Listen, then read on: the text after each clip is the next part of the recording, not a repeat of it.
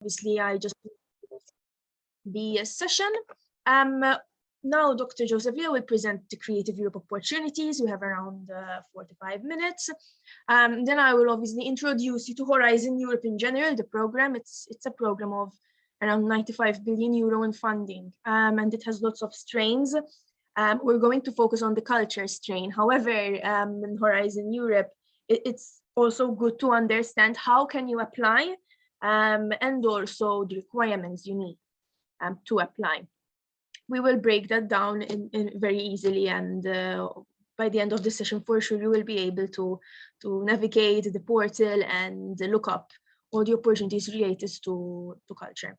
Then we'll have a short coffee break, and then we'll delve into the sector of culture, creativity, and society. Afterwards, my colleagues will present the culture kick opportunities, and then this session was originally planned live, and it was meant to be as well as a networking event. However, since it's moved online, we are now leaving around 30 minutes for you to pitch yourself. So obviously, if you have an idea, if you saw something in the presentation and you're interested in, for sure you have around 5 minutes, no more than 5 minutes, to present yourself, your organization, and even if specifically you do not have, you didn't see something that you want to kind of apply now, maybe you want to apply in the future, of course you have this platform where you can kind of pitch yourselves. We have over 30 attendants, and I'm sure some more will join throughout the event, so feel free to just say a couple of words about your organization, yourself, and if you're interested in applying for Creative Europe and Horizon Europe. They're both two different funding programs. We don't want any mix-ups. They are both two different funding programs, but obviously we share something in common, which is creativity and culture. I wanted to do a quick Slido, so if you can scan this QR code, it's quite simple to get to know each other. So I will launch this in a minute.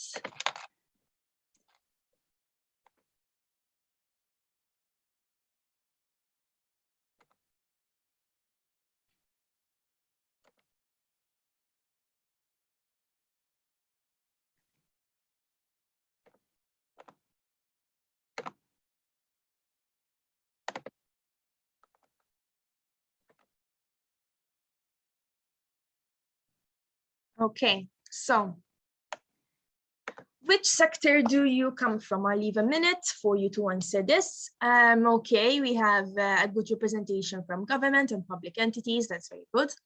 Academia, the private sector. Okay, so now government, academia are at a draw. I understand that there's nobody from NGOs and civil society. Maybe you need to work more to engage with that sector as well. Very good. I'll leave another few seconds for us. Okay, great. there's some civil society and NGOs. Great. Okay, so the way this looks, it quite reflects normal participation. We get a lot of interests from academia and government. And obviously, private sector is interested. I'm not saying that they aren't, but we find it harder to engage with the private sector. The EU, in fact, has some targets as well to engage more with the private sector. The Commission really appreciates when there's kind of a balance between the sectors, and it has set some targets for the private sector for it kind of to keep up with academia and public bodies. As well, NGOs, it's very important for NGOs to participate as well. NGOs do participate in Horizon, but obviously we would like more engagement, especially from Malta. That's a good turnout, sort of balanced, let's say that, but I'm very happy to welcome you all to this session, and for you even to kind of get to know each other indirectly, let's say that. So without further ado, I leave the floor to my colleague, Dr. Joseph Leo, who will introduce you to the Creative Europe opportunities.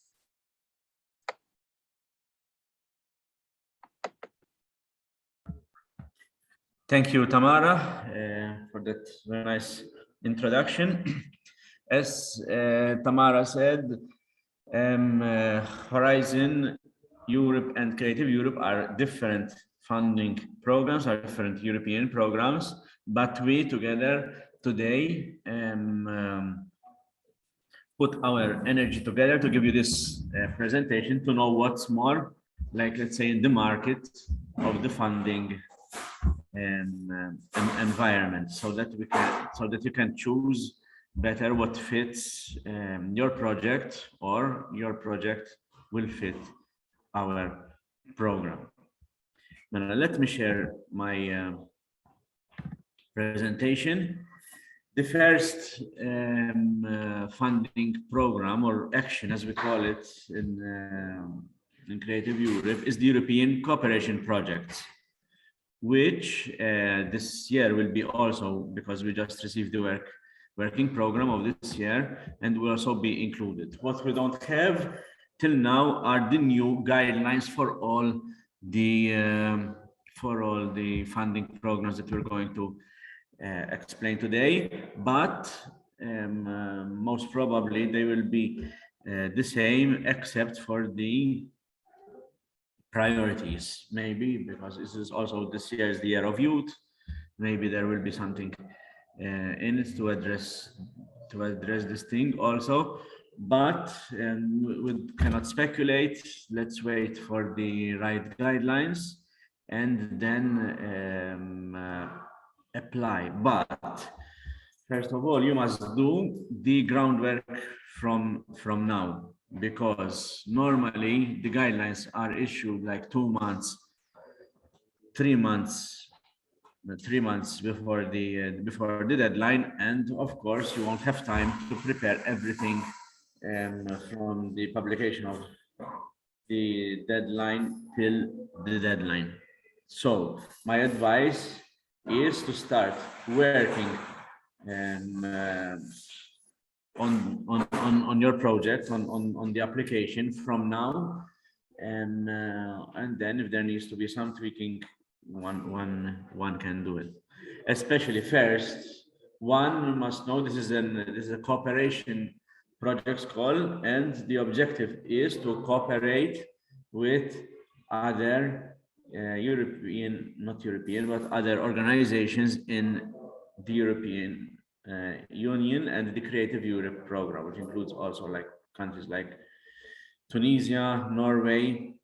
One will have all the lists. If one does a search on the internet, one can find all the lists. But one must for sure cooperate with at least 2 other organizations from this list. The roles of the organizations are: one should be the leader, and the others will be partners.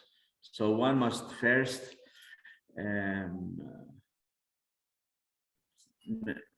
make this setup, know who will be the lead and who will be the partners. And the lead must apply and must have all the infrastructure also for the reporting, etc. But one cannot not apply because of this bureaucratic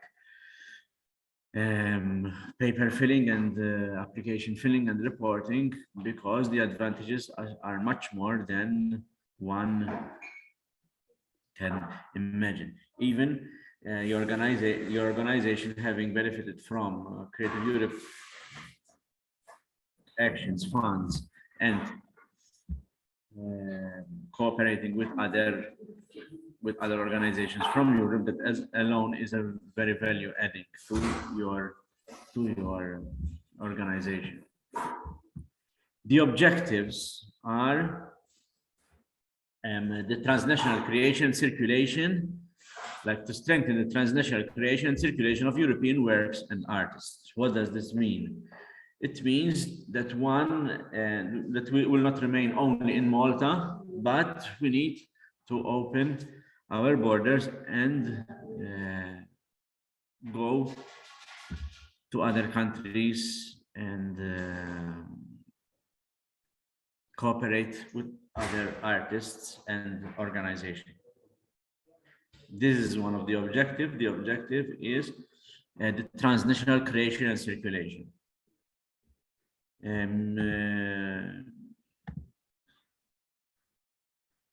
Europe is diverse. Europe has different languages, different cultures, and one needs to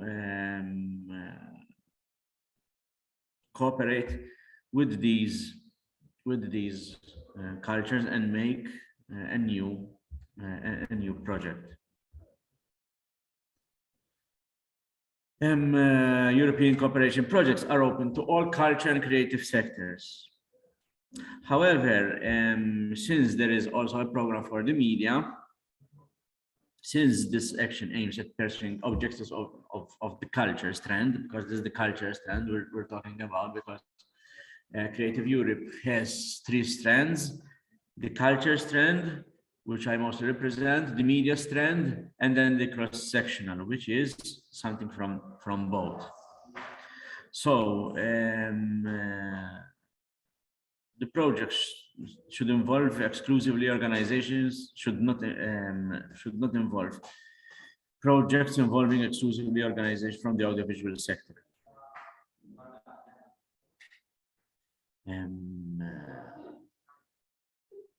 Because there are other funds for this, for this aim.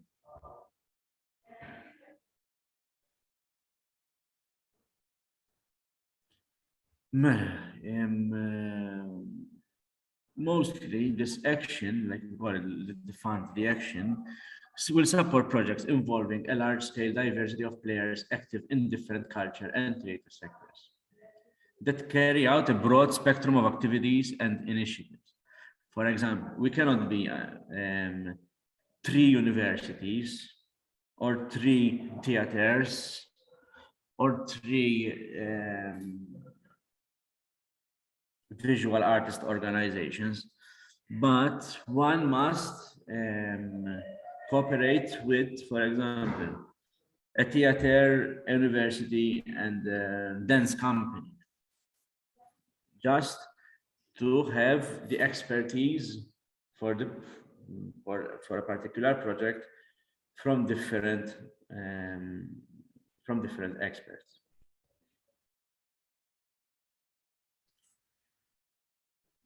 The action is anchored in the policy framing of the cultural strand of the Creative Europe program and its cross-cutting issues that are inclusiveness, reduction of environmental impact, and gender equality. These are also across the board, like inclusiveness and reduction of environmental impact and gender equality are for all the funds of the European Union.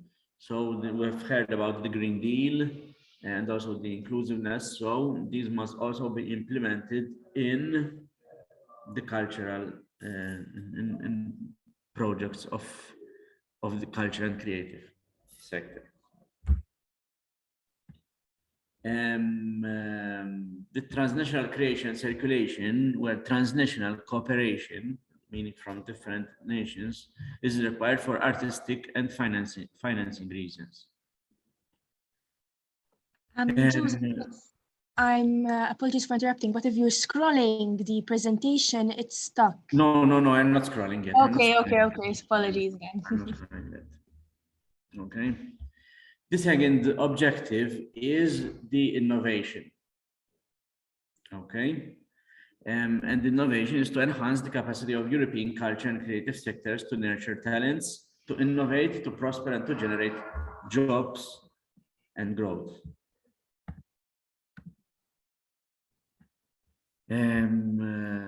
Innovation is really necessary for the evaluation of the sector. Innovation, what is innovation? Has to be understood in a broad way. Innovations are not necessarily of a technological nature. but can also include the development of experimentation of new practices or new models. And also the transfer and dissemination of good practices for more advanced European regions or sectors to other regions in Europe or disciplines. Now, applicants shall identify and select in the application form.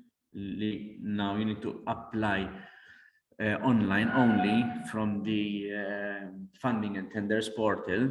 And then there is, when one receives the fund, there is a portal called Sigma, which also like the reporting should be on it and the identification of the deliverables and tasks. We can also discuss this later, or preferably when one has an idea of a project, we will meet either at my office here in Valletta. Our office is in Valletta at Old Bakery Street, 204 Old Bakery Street, or otherwise we can communicate in an online matter like we are doing today. If we meet in person, we also have some coffee here to offer, so we would be glad to meet you also here at our offices. Now I will change a little bit the slide.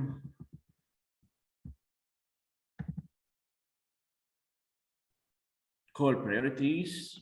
This were for the last year, like audience engagement and development, social inclusion, sustainability, the European Green Deal, new technologies, international dimension. U annual sector specific din tista' tkun tinbidel ukoll. Kien hemm il-music, il-books, and archaeology and performing arts.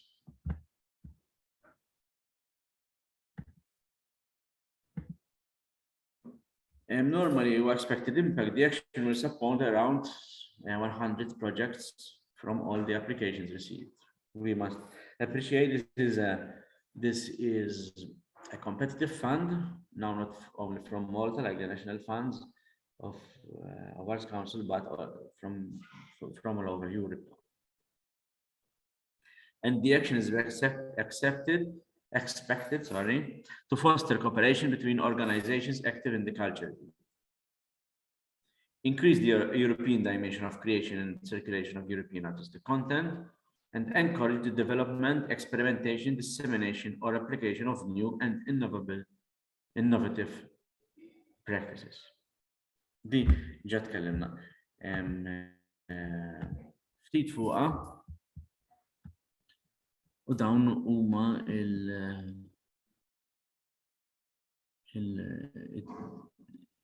it-T's and priorities.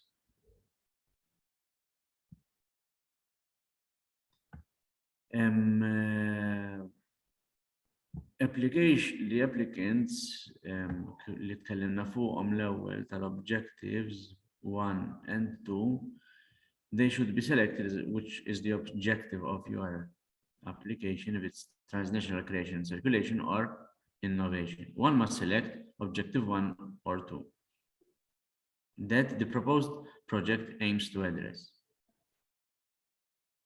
Even if you have selection also should be made, even if you are doing a transnational creation and circulation, but you have innovation in it, you need to choose which one is the strongest.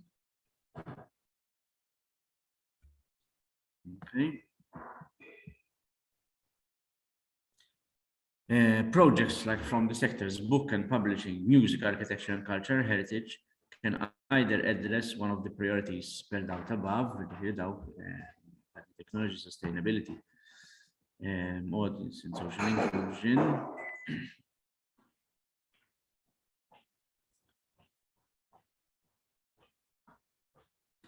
or address the following sector specific points. And the applicants will have to choose application. When we come for the application, we have to choose what's called in part C. But then if you are an NGO or a government entity, you have the free service also from SEM. So we can, together with Creative Europe Desk and SEM, we can help you out with the application process. Down to sector specific, ma tantx nixtieq nitkellem fuq għax dawn for 2022 jistgħu jinbidlu. Dawn kienu the annual priorities have been identified dawn tas-sena l-oħra kienu l-music, publishing, culture, heritage and architecture. Okay, so dawn jistgħu jinbidlu. Biss il-cross-cutting issues huma inclusion, diversity, gender equality, and if environment and fight against climate change in the design and implementation project must also be, I think, about 99%. I haven't seen the guidelines yet, and nobody has seen it, but I think these will also be included. So one must think on these lines. Okay, when designing a new project. Okay, these are the inclusion, diversity, and gender equality, environment, and the fight against climate change.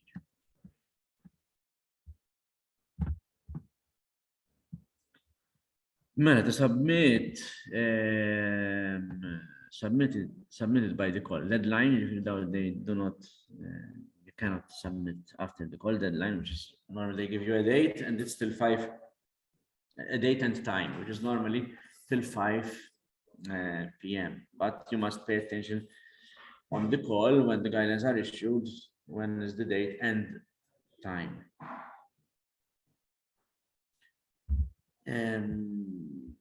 One must, as I already said, submit electronically via the funding and tenders portal and using the forms provided from this portal. Complete in all parts, mandatory and annexes. They're not going to send us back, and the application must be complete. The application must, and these are obvious things, that application must be readable, accessible, and printable, and the proposals are limited to 70 pages. The experts that are assessing the application are instructed not to read from page 71. So they told us this is a very strict one. Strict criteria. Proposals are limited to 70 pages.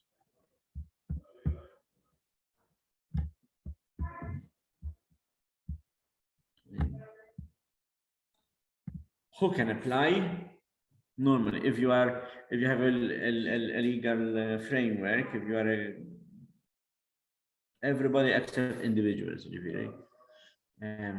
of course, if you are in one of the eligible Creative Europe companies.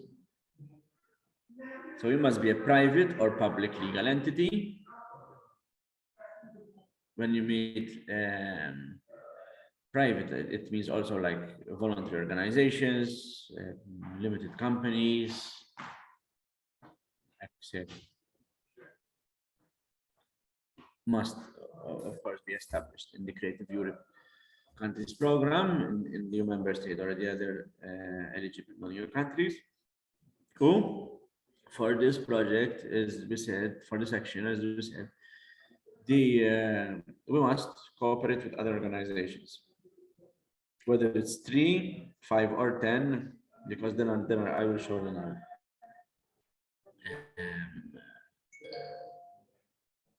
About the tiers in this trends in this call. There's the small, the medium, and the large, which the small has 200K funding, medium 1 million, and the large 2 million. So as we see, these are funds much bigger then the national funds, and one must cooperate with other organizations from these countries, EU countries, or other eligible non-EU countries. And the coordinator must have, the leader must be at least 2 years, have the legal existence, very much not we just create a company like today and apply for the funds. You must be at least 2 years in existence, legal existence, from the date of submission.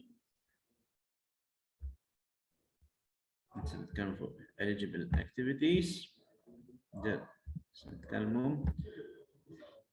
Mela, the duration for the projects can be of 48 months. There are the small scale, medium scale, and large scale. And as we already said, the small scale, you need to have the consortium, what's called the consortium, you need to make with 3 partners from 3 countries. You can be 4 partners from 3 countries or 4 partners from 4 countries, but it is the minimum, okay? Maximum grant is 200K, and the EU gives you 80%, while the organization must provide with the other 20%. We are also working here in Malta for those that managed to be successful in these funds will have some support from the Maltese government for those 20, 30, or 40% that are required. So don't shy out because you don't have the co-funding portion like the other 20%, 30 or 40, because there are funds, national funds also, that can help in this regard.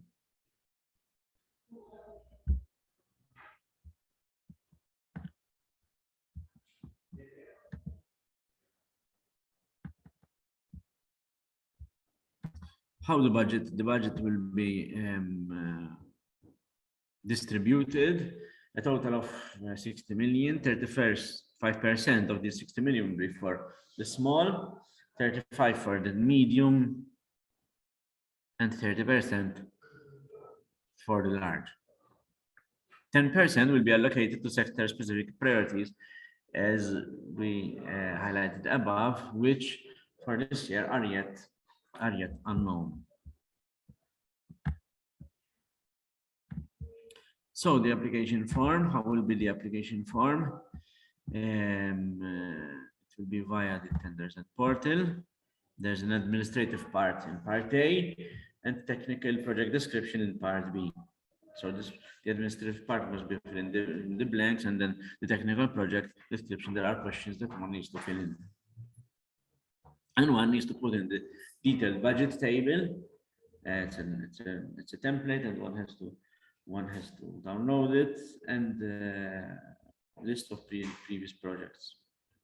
And this part's the additional project data file directly. Then when you go and upload when you download it, you will know what I'm talking about exactly. This comes when you are really applying. Okay, so the expected impact. The expected impact of this section is expected to foster cooperation between organizations in the culture field. So it must be something of course in the culture field. I know all of you that came to this session, I guess, are interested in the culture and creative sector. Will the UK be participating in these new programs? I guess no. And Nizam Meet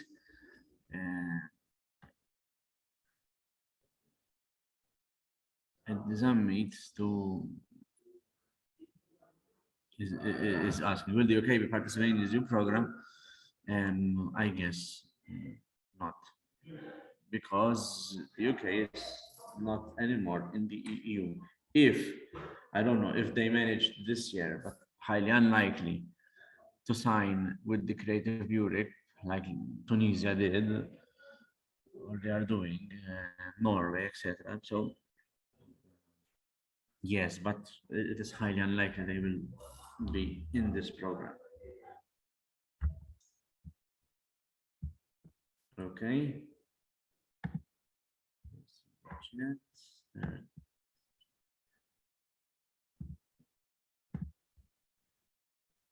Yes, as we said, the action is expected to foster cooperation between organizations active in the culture field. Okay, to encourage development, experimentation, dissemination, or application of new innovative practices.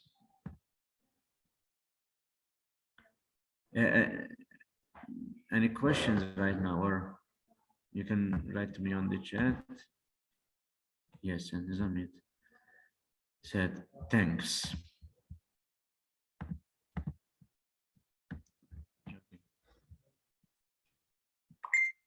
From one to another.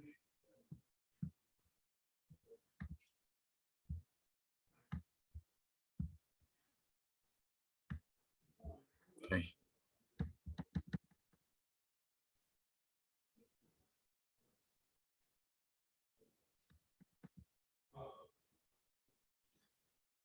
This new technical project description. Now, the Creative Europe program is working when one applies, is working with work packages and lump sums. So when applying, one must group the tasks and deliverables with a work package. For example, a work package of communication, which will implement the marketing aspect of the project. Management, administration, coordination, which is another work package. The examples here are communication, artistic and creative expression, capacity building, networking, and knowledge sharing. And one must have the list of activities. Exactly, they should be concrete, tangible, the number of deliverables, what is the deliverable exactly, and my advice is with these kind of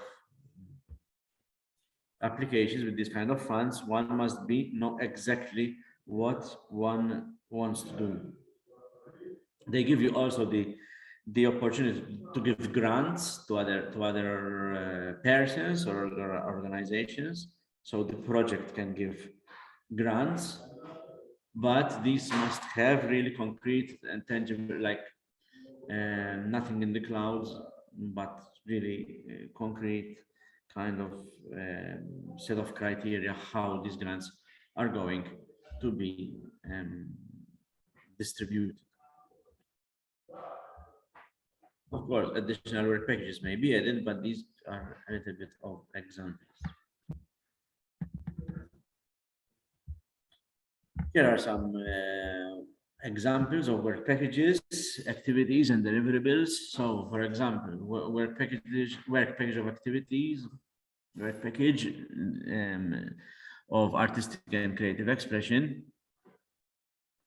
And this, for example, could group culture, artistic, and other creative activities. Like activities can be like rehearsed, preparation, and artistic coordination of co-productions, co-creations, concerts, exhibitions, fairs, festivals, performance, literary translations, although there is also an action specific for literary translations, although this can be included in the cooperation projects, but there is another, we'll talk about it today, also about the circulation of European works, which also caters for translations of fiction work. Yes, digitalization of culture, heritage, material, etc. With deliverables, what should be like schedule planning of rehearsal, like when one applies and is successful, there is a system, Sigma it's called, and one should input these, and the reports, upload them on the system. So the deliverables should be very specific, like schedule planning of rehearsals, prototypes, original creative works, for example, like such theater piece or song. One must upload these things when is successful. So one must plan these things before when applying to it. If you have the idea, don't worry about the application. Of course, we need your help, but there is the Servizi Europei Malta, together with the desk, who will help you to write the application. If you are free of charge, and if you are government or an NGO type of organization, if you are a commercial organization and you need help, you can find it commercially available also for application, and this can be factored into also the budget of the project management. Should be catered in the budget of the application.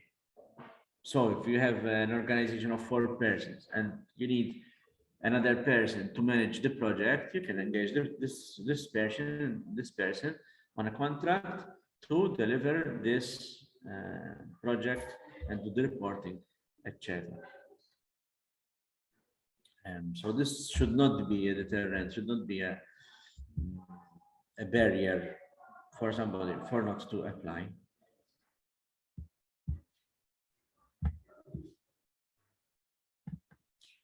How will the funding work? The budget table and lump sums.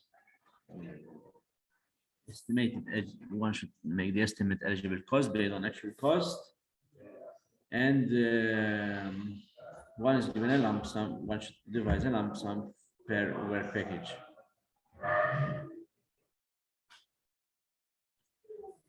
Nikita Mayo Alvarez is asking, will the recording of the session be available to us?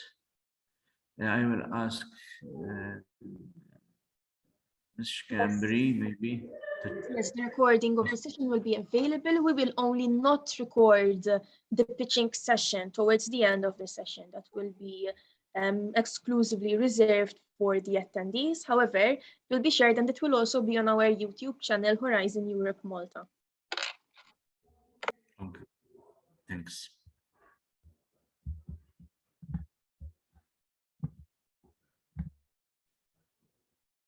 Yes, even when making the applications, the cost per category, per work package, like direct personnel, for example, you need this project manager, you need an X number of days, 1 unit equals 1 man day, which is normally 8 hours. How much units you will need for this person to work with your project, to be allocated for this project. Subcontracting costs, it should not be more than 30%, I guess, and the indirect costs are calculated at 7%. Okay, so subcontracting costs, what does it mean? So you cannot be given a project to do, for example, a performance. You are a theater, you'll be given a project to do a performance, but then you subcontract the performance. For example, let's say you are theater A or the manual theater, for example, let's say in Malta have the manual theater, they applied and then get the whole show from the Mariinsky Theater, for example, because that is not, I'm giving rather far-fetched examples, but just for you to understand. We understand that not everybody has the expertise, exact expertise. For example, need to print, you cannot get a printing house. Okay, so that is understandable. If you have some catering, you don't need to own a bakery and make your own, or you don't need to be a coffee shop equipped with coffee machines. You can hire those, but those are services, okay, not subcontracting. Well, let's continue. Purchase costs like travel, subsistence, equipment, and other cost categories according to your project. As we said, the projects can also financial support to third parties. So one can give grants to other third parties.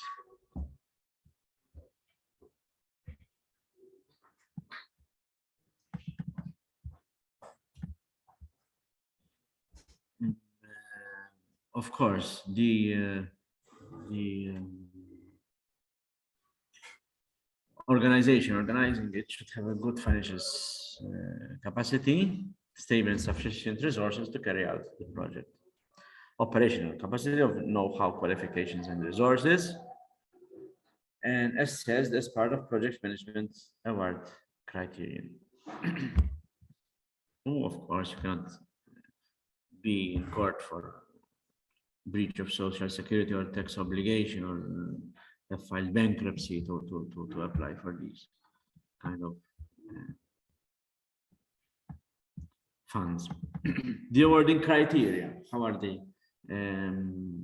They awarded. Relevance, quality of content and activities, project management, and dissemination. So the overall pass score should be not less than 70. So 70 is the pass mark, and the maximum score is of 100. The awarding criteria, the relevance of the proposal, the objectives and priorities of the call, based on a sound and adequate needs analysis. So one needs to do a needs analysis. Why are we doing this project? Address the cross-cutting issues, of course, we already talked about that, and has a European added value. These are European funds, and one must provide an European added value. And the quality of, like, the appropriate methodologies used, profile of the partnership and contribution of all, target groups will benefit concretely, cohesion of project design.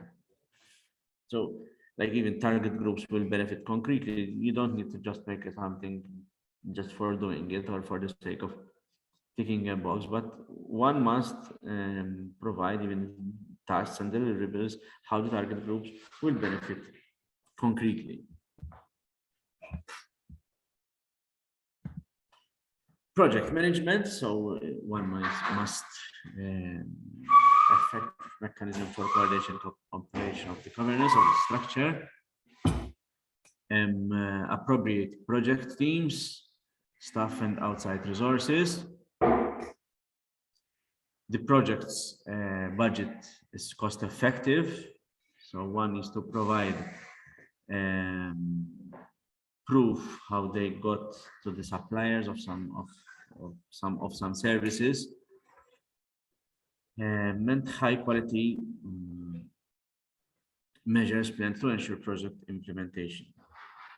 With dissemination, of course, the communication, the marketing, sustainable and long-term impact, and how the project triggers change and innovation. These are the things that the experts see mostly when assessing your application, your project.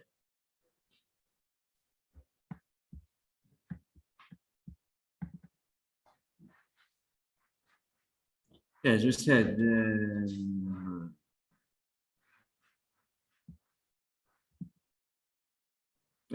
applicants, same project only under one category, topic, of course. And the project leader can submit only one proposal. They can be in a partner in other projects, but as a leader, you can only submit one proposal. The duration is of 48 months. This method of lump sums, and the financial support for third parties is given a maximum of 60,000 euros. This is for the prizes and grants we already talked about.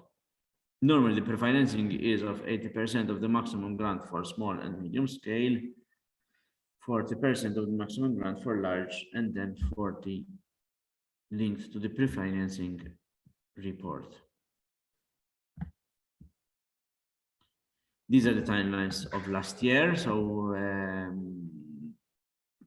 to get some relative, to get a picture of how the timelines are managed, I managed last year. The call was published in 8th of June, and 7th September was the deadline for submission, and February of this year will be the information on evaluation results, and in March, the grant agreement signature. So now we have like, for example, we don't know yet the dates of this year, unfortunately, but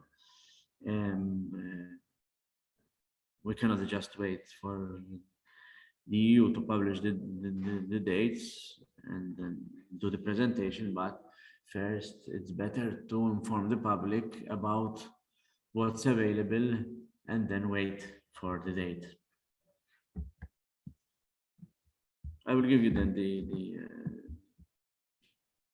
download for the call document, but this was for last year. For more help, either call us, or we are at 204 Old Baker Street, Valletta.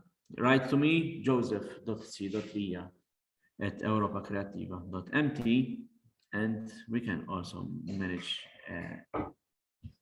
a meeting together to tell you more about these funds. There is also the circulation of European literary works, which is mostly for publishers. This is, I want to talk a little. Tamara, I don't have much time left. No, it's fine. Since we started 15 minutes earlier. Okay. So we are going to replace the lunch and by a talk on circulation of European literary works. The time that was catered for the lunch, we are going to use it for circulation of European literary works. We'll have a coffee break, okay? But you're not sending it by, you have to provide your own coffee, yes?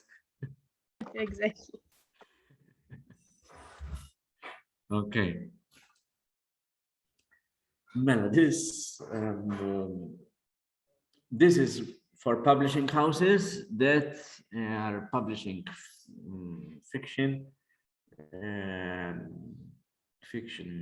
books or publications. They can be comics, etc., or even online content,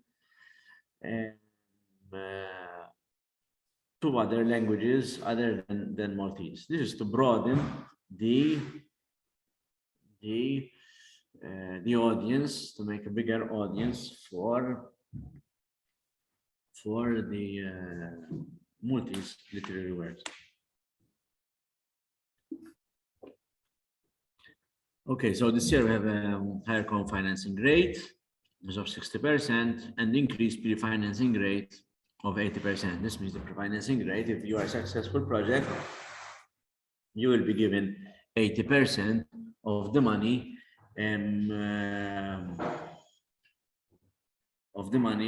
for the project beforehand.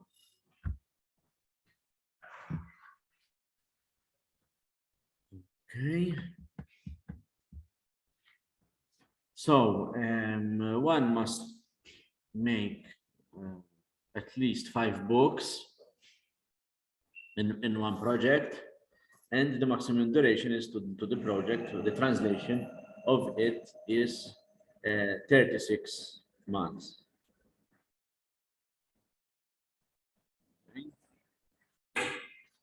There are 3 scales of projects depending on the number of books to be translated.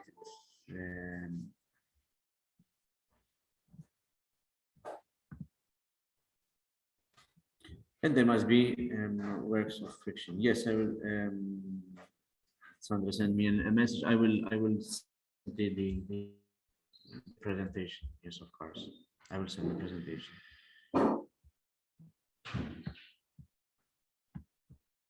The core objective is support project that translate, publish, distribute, and promote works.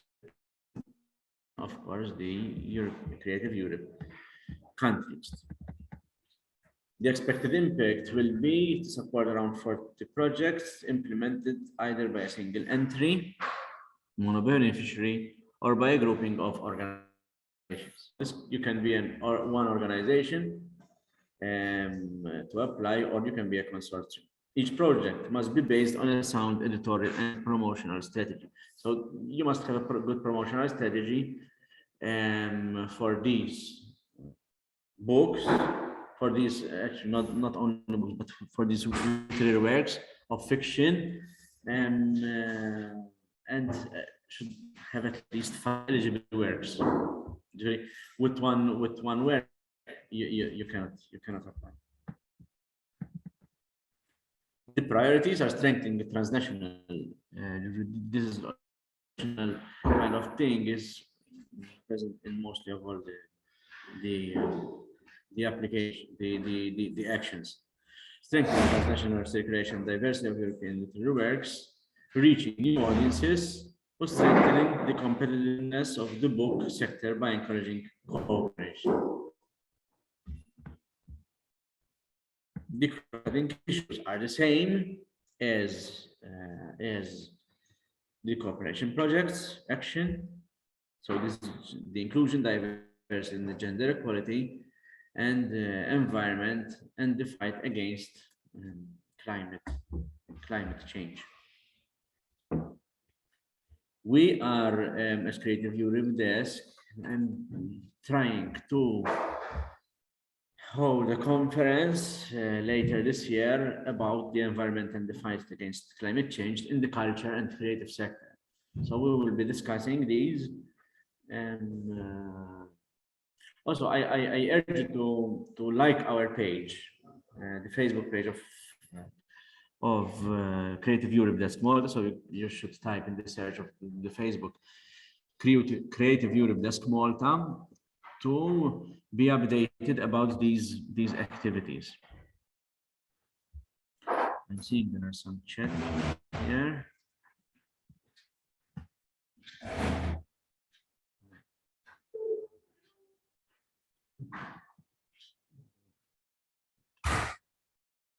Please resend the prayer. Yes. Okay. These were the chat questions which were already answered. Yes, and even about the inclusion, diversity, and gender equality, we're going to have an ACM lab together with Art Council. We will be discussing these. How can one implement something like this in culture and creative projects? The project size. Projects. The grant is of 100,000, and we said project proposing translations of up to different books. So this means from 5 to 10 different books. The medium scale will provide up to 20, so from 11 to 20, and the maximum grant is 200K. Projects proposing large scale are at least of 21 different books. Oh, and the maximum grant is 300K.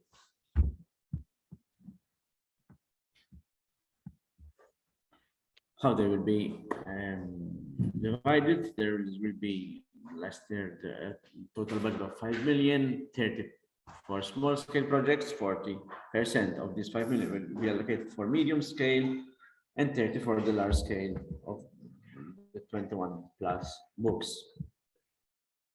As I said, it's also like the other 80% refinancing, 20% after the final report, and the application form and system is the same, mostly. Like there's the administrative part A, and technical project description in part B.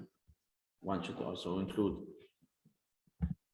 the CVs, detailed budget, list of publications, declaration on publication, which has these are the three: list of publications, declaration of publications, and CVs on or biographies of the translators, are specific for this form. And the additional project data.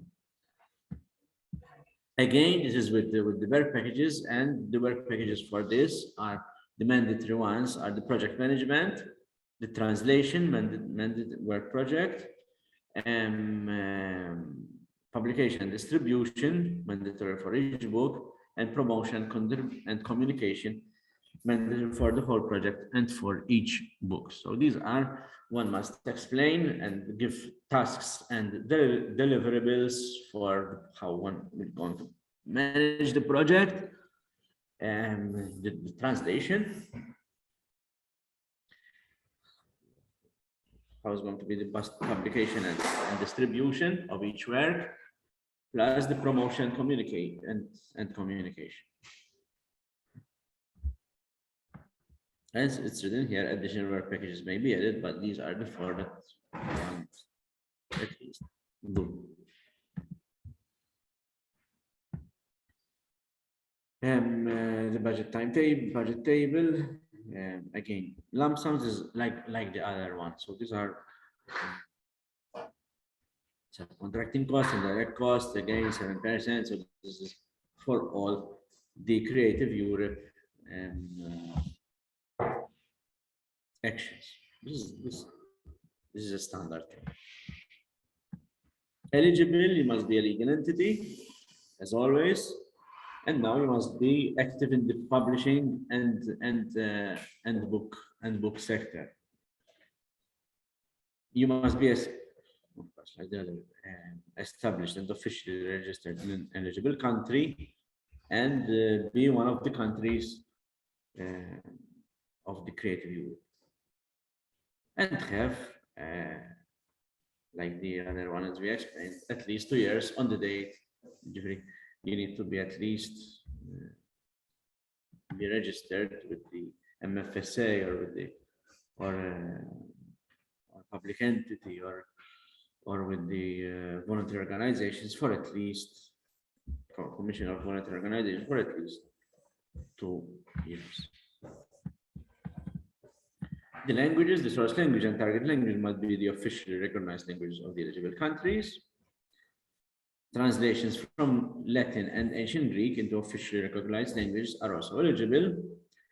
And the target language must be the translator's mother tongue.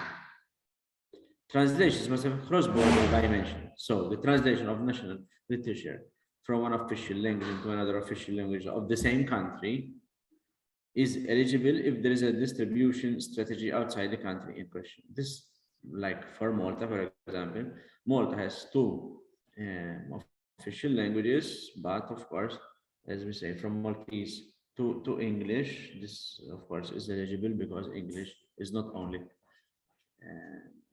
a language in Malta, but an international, I can say it's an international language. So this the case for distribution strategy, it's done. The eligible works, as I said, not only books, but on paper or in digital form, fiction works, novel, short story, theater play, radio play, poetry, comic book, youth literature, etc. Must be previously published and not translated previously into the target language, unless this can happen more, for example, English, unless a new translation corresponds to a clearly assessed need. and written by authors who are nationals, residents, or part of the literary heritage of an eligible country. This, for example, they're giving an example with Ukraine, works recognized part of the literary heritage of an eligible country are eligible. Example, Ukraine, in author living and working in the time of the Soviet Union. Lowness criteria, relevance, quality of content, project management and dissemination, and again, 70 is the minimum pass.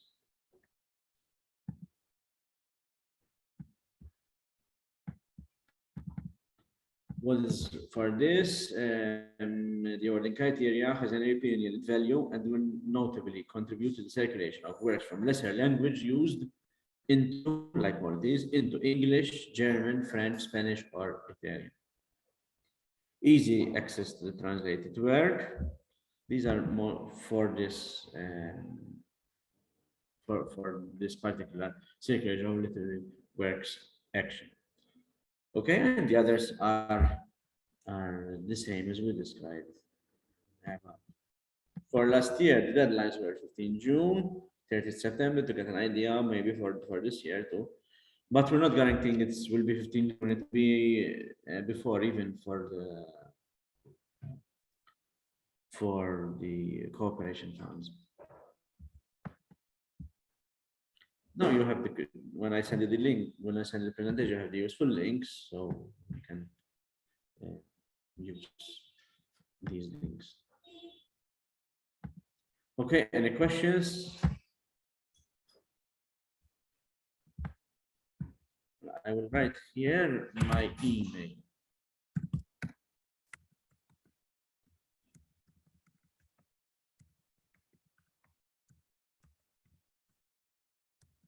For everyone to access.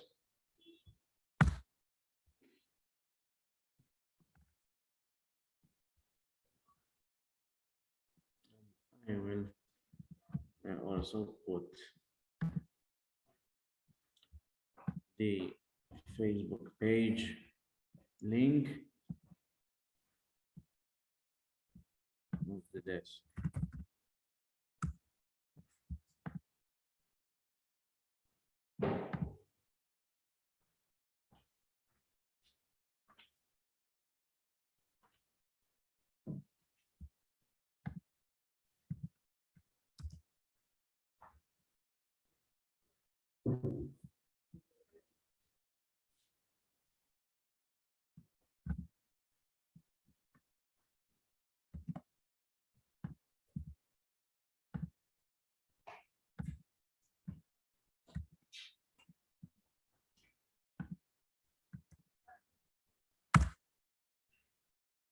Okay.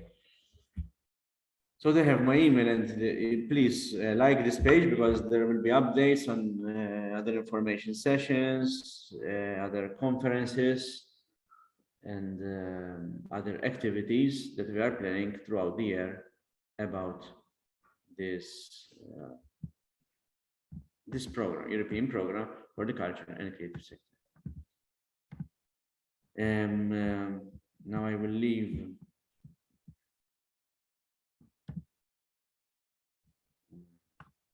the meeting in the hands of Ms. Cambry.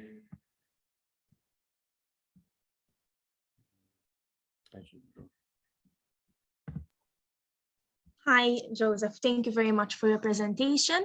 Now we will move on to an introduction to Horizon Europe. I will start sharing my screen. So you might notice, if someone can confirm that you can see my screen, please. Yes. Good, good. So you might notice that there are some similarities between Horizon Europe and Creative Europe.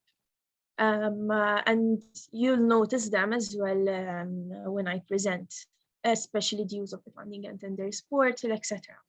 So the agenda is just an introduction to Horizon Europe, participation criteria and what you need to be eligible for Horizon Europe, the types of actions and funding rates, identifying calls and topics, and I will also show you a live demo of the funding and tenders portal for you to access, find cause yourself, finding partners, kind of a proposal writing, application evaluation, the grant agreement, consortium agreement, and project reporting.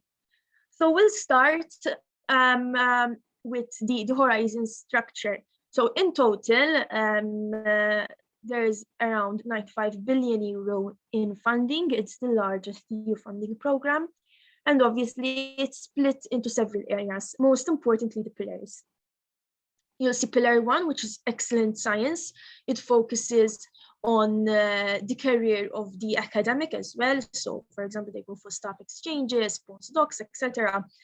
We move on to pillar 2, where which might be the most relevant for you, because we'll discuss culture under this pillar. So pillar 2 tackles global challenges, challenges within the health, within the culture industry, within security, digital climate, environment, etc. So these are called the clusters. Okay, so within pillar 2, there are the clusters. There are 6 clusters, and culture, creativity, and inclusive society is cluster number 2. So whenever you hear me talking about cluster 2 instead of culture, I'm still referring to the culture one. So pillar 3 is Innovative Europe, and here it's targeting specifically the industry. So you have an idea and you want to kind of launch this idea into the market. Whilst pillar 2 kind of is more direct, the Commission proposes you a challenge. For example, it tells you that the creative sector has suffered economically due to COVID, and it kind of asks you, what can you do to kind of, let's say, combat these impacts. So under pillar 2, there are specific challenges for you to kind of address. Whilst in pillar 3, you're the one that you come up with the idea, and you get funded to launch your idea into the market. Then there's the cross-cutting area, which is widening participation and strengthening the European research area, where there are a number of widening countries. Malta is a widening country, and there are some specific measures to, let's say, normally these countries, for example, they aren't as, rather than not as active, they don't get as much funds as the large ones, okay? So, for example, Malta doesn't get as much funds as Germany, since it's larger, it has more resources. So there are some specific actions here to help, let's say, lower performing countries to improve. So we have as well further assistance. Moving on, so I am interested in Horizon Europe. What do I need to participate? You need to be at least 3 legal entities from 3 different member states or associated countries. Now, this applies mainly for the second pillar, okay, for the clusters, and specifically for the culture one as well too. So you have to be at least 3 from 3 different member states or associated countries, for example. So it's me from Malta, another partner, for example, from Italy, another one from Spain. Okay, so we are 3. That's the minimum criteria.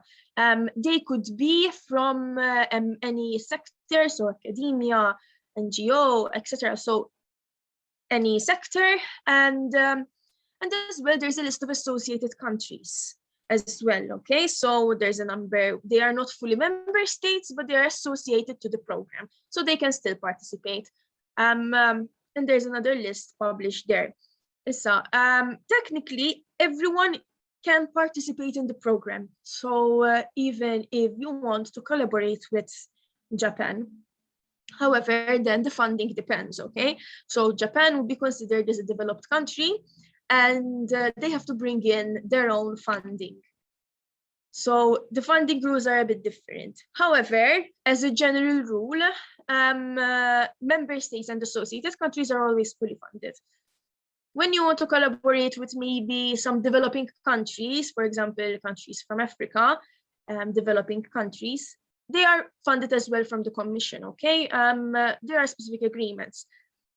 Obviously, if you're not sure, okay, you always read the general annexes of the call. If you can't find the answer, don't hesitate to kind of email us and tell us, listen, we want to work with this NGO from Africa, do you think that they're eligible for funding? And we'll for sure provide you with the answer. So exactly, you may bring on board anyone. The thing is, you have to see if they're going to get funded or not, but they can still be part of a project. Obviously, allocate necessary resources for the project. And as from this year, okay, 2022, gender equality plans are going to be an eligibility criteria for public bodies, research organization, and higher education institutions. So there were quite a number of you from academia. So make sure that your institution has a gender equality plan in place. You would need this to participate. When it comes to private sector, okay, and some NGOs, it is not an eligibility criteria, but if you are kind of performing research, we need to kind of look into that as well. So always obviously check the general access and the updated list of associated countries. However, it's quite updated now. There are some exceptions when you can participate alone. However, from experience, it's not that common where someone participates alone. Remember that Horizon Europe is quite collaborative in nature. So under the Pillar 2, most of the time, they're quite a group of countries, okay? So they're even more than 3. But that's the minimum eligibility criteria. So you can participate alone when it comes to a CSA. When it's a coordinated and support action, yes, you can go at it alone, okay? So now in the next presentation, I'm going to show you the calls. So we'll read them together. And this would kind of be like a mini training for you to get more acquainted with the opportunities under Horizon. And you might see this word, coordinated and support actions. Here, everyone is 100% funded. So be it an SME, be it profit, be it non-profit, be it an NGO, everyone is 100% funded. And you can actually go with it alone.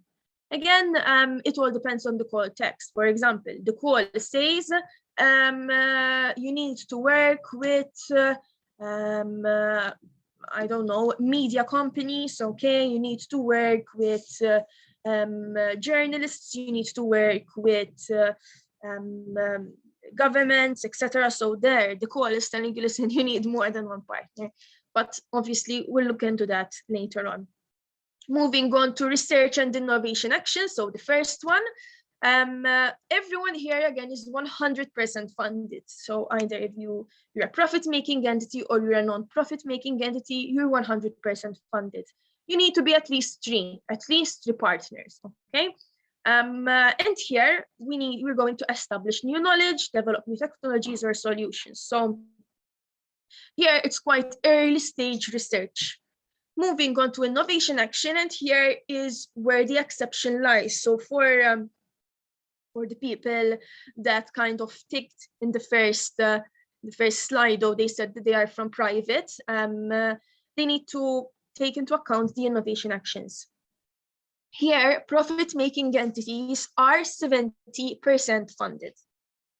100% funded for non-profit legal entities, okay? So if you are non-profit, you are always 100% funded. So universities, NGOs, they are always 100% funded, and even government, but governmental entities. But if you are profit-making, take note of these innovation actions. Within cluster 2, within the culture one, this year, there are no innovation actions. So everyone is 100% funded, but next year, the year after that, we might not kind of have, let's say, only research and innovation actions and coordinate and support actions. So we'll probably see innovation actions in the future, because obviously they are important as well. So innovation actions, they are now, the projects here will be closer to the market. The projects here will be closer to actually getting deployed into the market and test these solutions as well. So innovation actions are quite looking at the final product here. So identifying calls and topics. So that's the first step you need to do, okay? You have an idea, okay? You already know that you want to work on with museums, let's say that, okay, you want to digitize museums. So that's your idea. What you have to do is go on the portal and write some keywords, digitalizing, museums, etc. So then you need to find partners, a consortium. Remember, you need to be at least 3. Let's say you are 5 partners. You write up a proposal together, you submit it, you wait for the results, you sign the grant agreement, and the project then kickstarts. So that's the life cycle of what kind of needs to be done, okay, step by step. So you have an idea, and now that I have an idea, what should I do next? I go on the Funding and Tenders portal. Now I'm going to show you a live demo of the Funding and Tenders portal.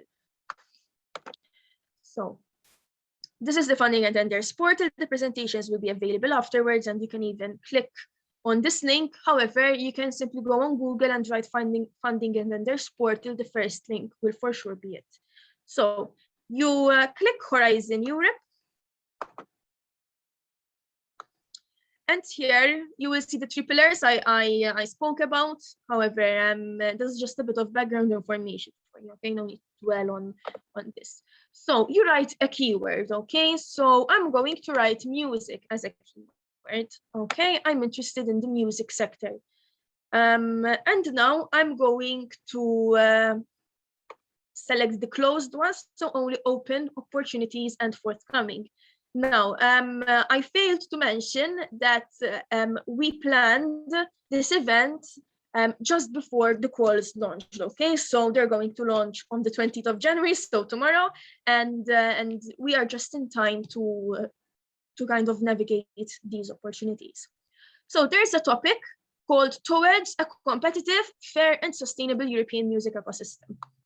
I'm going to click on it. And here is the call, okay? So I just simply wrote the keyword music.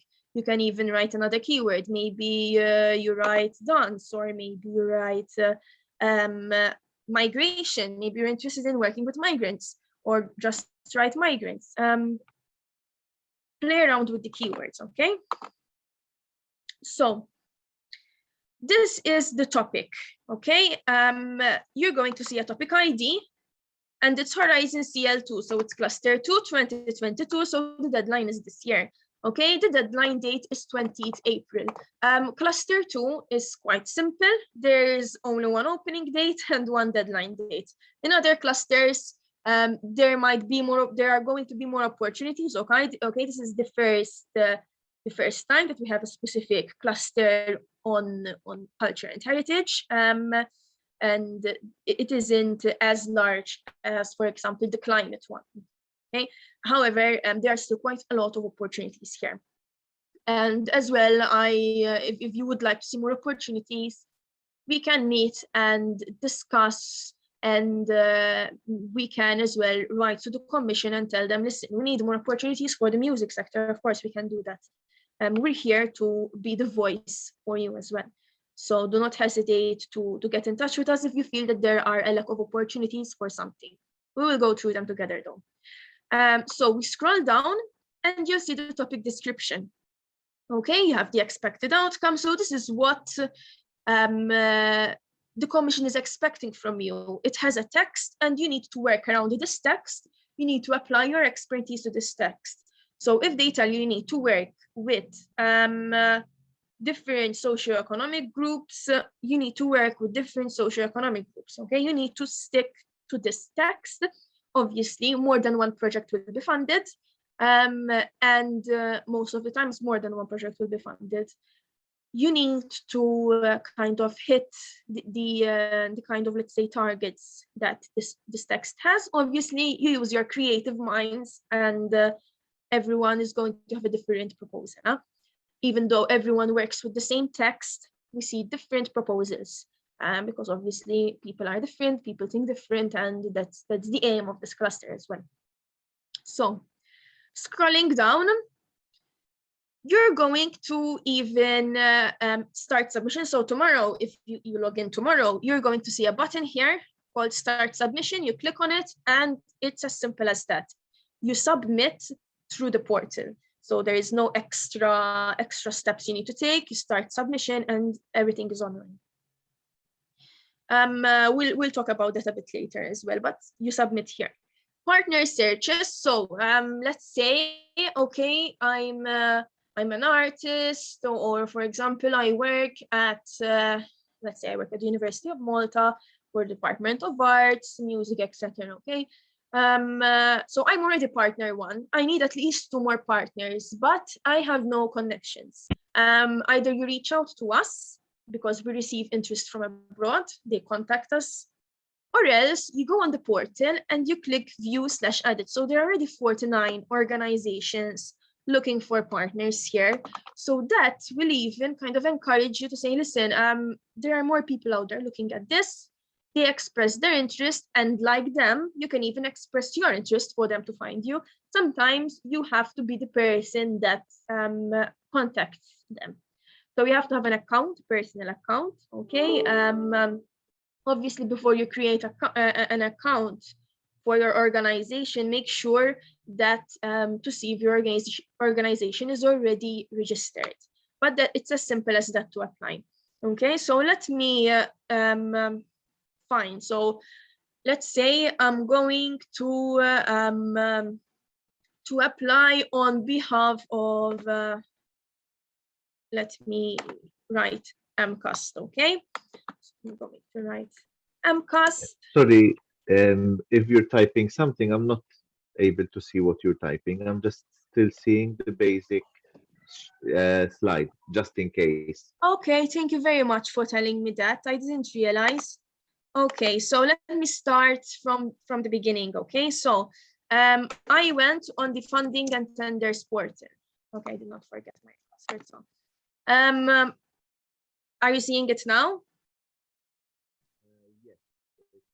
Yes. Is like a website? Did the website load?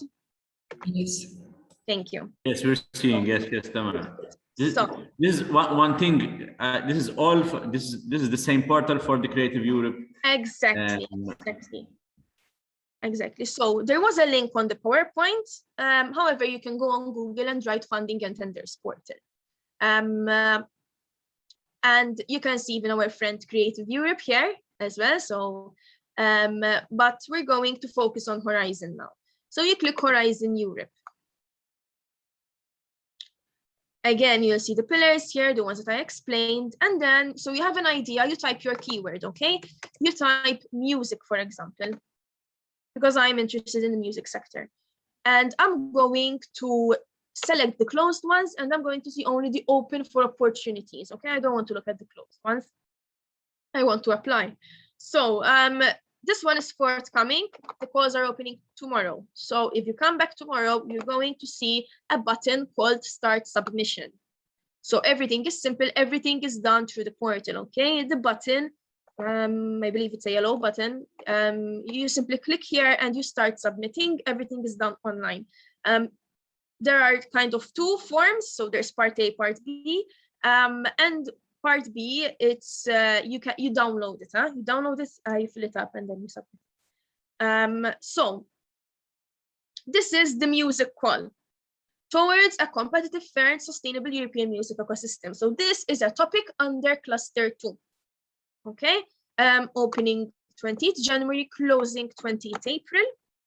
The Commission is going to provide you with some bullets, some points, okay, for you to identify what the issue is and how can your idea, how can your consortium, your team solve this, okay? So, for example, projects should provide new improvement methodologies for capturing the economic and societal value of music.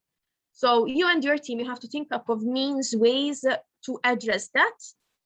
And obviously you translate this text into a proposal, into a 45-page proposal. It's a bit of a long application. It's actually reduced. However, the funding here is in millions.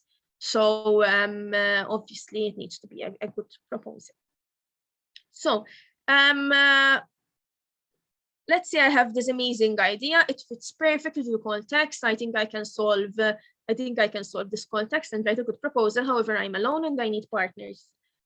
The portal will help you with this as well, okay? So there are 49 organizations looking for partners. So you simply view/edit. I'm not logged into my account now, But once you click view edit, you will see 49 different organizations, and you can even contact them as well. So let's say I'm part of MCAST, I'm a researcher from MCAST, and I want to apply. You do not create an account for MCAST. First, you check if your organization is already registered. So you go, simply participant register, you search your organization, you wrote MCAST, and there it is. Okay, so you are now aware that there's already an account. So you do not create a new one for your organization. Always check first.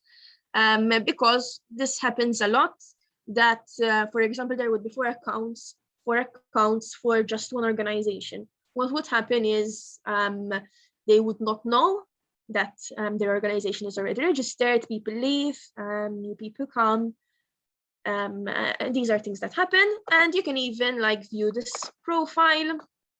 Okay, so you see that they got funded, so you can even see what projects they managed to get. You can do this for every partner as well. So even if someone from abroad contacts you, if you want to know if they're a good partner, or at least if they're an experienced partner in some form, you can even look them up as well. Okay.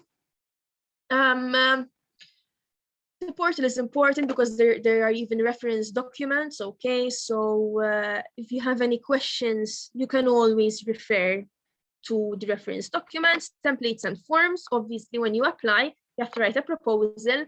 You can even download these templates from here as well, but you can even do that directly on the call. So definitely the portal, it's the main thing for you to apply. Exactly, you can even work as an expert as well, for you to evaluate proposals, this one. So you can simply click register as an expert. So you register yourself. Okay, I would register myself as Tamara Shkemri, and then register as an expert. Okay, so it's as easy as that. And then obviously you'll see if you'll get selected, etc. So I'm not going to spend more time talking about the portal. I think we did a quick recap of it. If you have any questions, or if you want to do a one-to-one meeting and we'll explore the portal together, we can do that. I'm going to move back to my presentation. Hopefully, if someone can confirm that you can see my presentation. Sorry about that. I didn't notice that the screen didn't switch. So can you still see my presentation now? Yes. Thank you. So you can even use the work programs to identify calls and topics. However, I suggest you go directly on the portal. If you prefer to view a Word document of all the opportunities, you can do that through the work programs. You write work program and you write culture creativity. But let's move away from that. Now, finding partners. So what are the partners you need to apply? So you know that at least 3, and everyone has to take a task. Okay, so there's the coordinator, the person that writes the proposal, and a proposal is split into work packages, and then it's split into tasks as well. So you either are a coordinator or you are a beneficiary. So the coordinator writes the proposal and make sure that kind of everyone has a task and the general flow of the project. As a work package leader, you will have a huge, you will overlook a number of tasks as well. So that's the hierarchy: tasks, work packages, coordinator. Okay, and then you decide based on your experience. So if you're really experienced, I would tell you, listen, go for a coordinator role. Why not? You would even kind of be in charge of taking care of the budget, etc. So you have the main proposal writing in your hands. However, we do offer assistance as well to help you in this, for finding partners, for other general legal and finance queries. We also have a scheme. So the scheme is for organizations registered in Malta. We give you a sum of money. It's going to be around €6,000 for you to hire an expert to help you in the writing of your proposal. Again, I repeat, this is for organizations registered in Malta.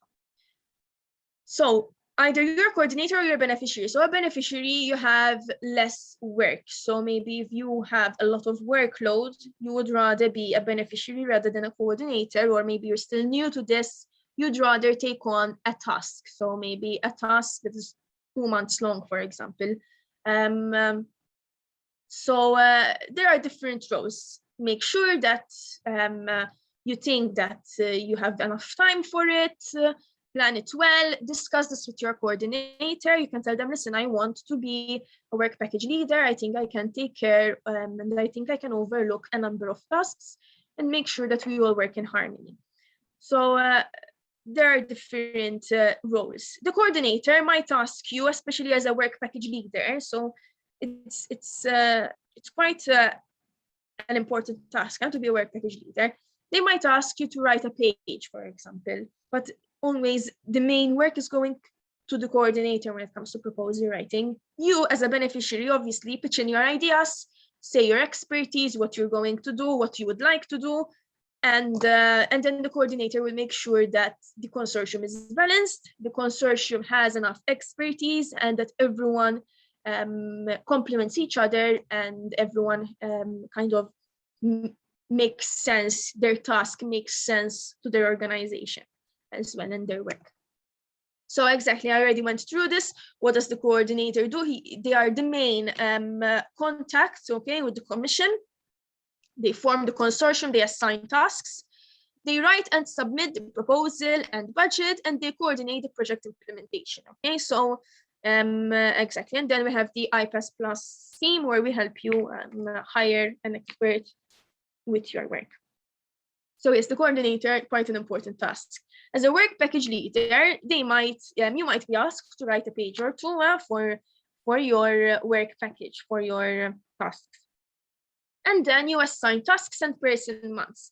You need to calculate the budget as well, and you inform the coordinator. This is done hand in hand with the coordinator, and as well with other partners, with other task leaders and partners. So obviously you all need to work together. Task leader. So this is, let's say, a minor role within the project. Okay, so you would be drafting the task. Okay, normally it's 2 paragraphs as well. It all depends. The coordinator might want to really write the main proposal themselves, and maybe ask you just to pitch in your ideas as well. And then he would come back and tell you, listen, you have any feedback on this? I mean, everyone has their way of working, but in general, they would probably ask you to write a paragraph or 2 of what you would like to do. And obviously you need to tell them the budget that you are requesting. Obviously that is in your hands, that is in everyone's hands. If you think you can allocate 2 people working full-time on this project, you need to tell your coordinator, listen, we are only allocating 2 people to work on this project for a whole year, for example. So anyway, these are things that you discuss with the coordinator. I need to check the time to see if I'm still on track. Okay, good.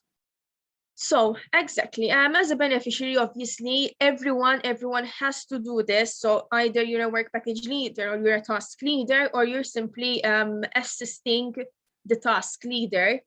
You need to provide the budget and a bio. Okay, so when you apply for a project, there's part A and part B. Part A, it's quite simple and straightforward. What you have to do is write who will be working in the project, write a bio of your organization and a profile, and it's just simply a profile. It's a page or something. You need to write. You need to inform the commission of like who you are, etc. So that's quite simple. Part B is the actual proposal writing.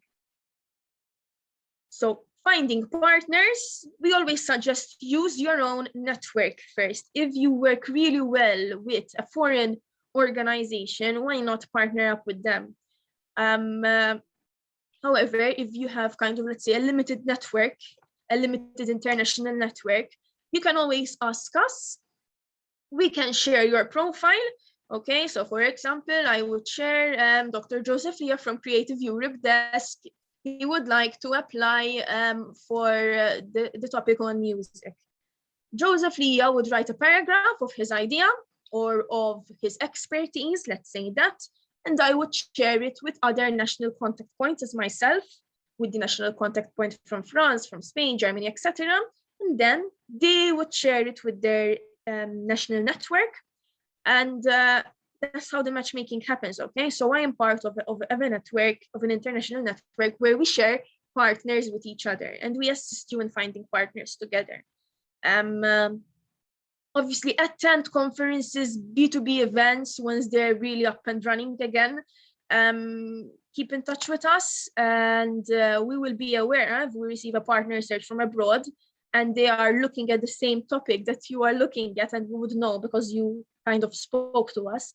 We would be more than happy to kind of do the matchmaking for you, send an email, listen, Dr. Joseph Leah, he's interested in partnering up for this project as well. Would you like to meet him? So we assist in that matchmaking process as well. Upload your interest on the Funding and Tenders portal. There were like 40 organizations looking at that music call. You can upload your interest there as well.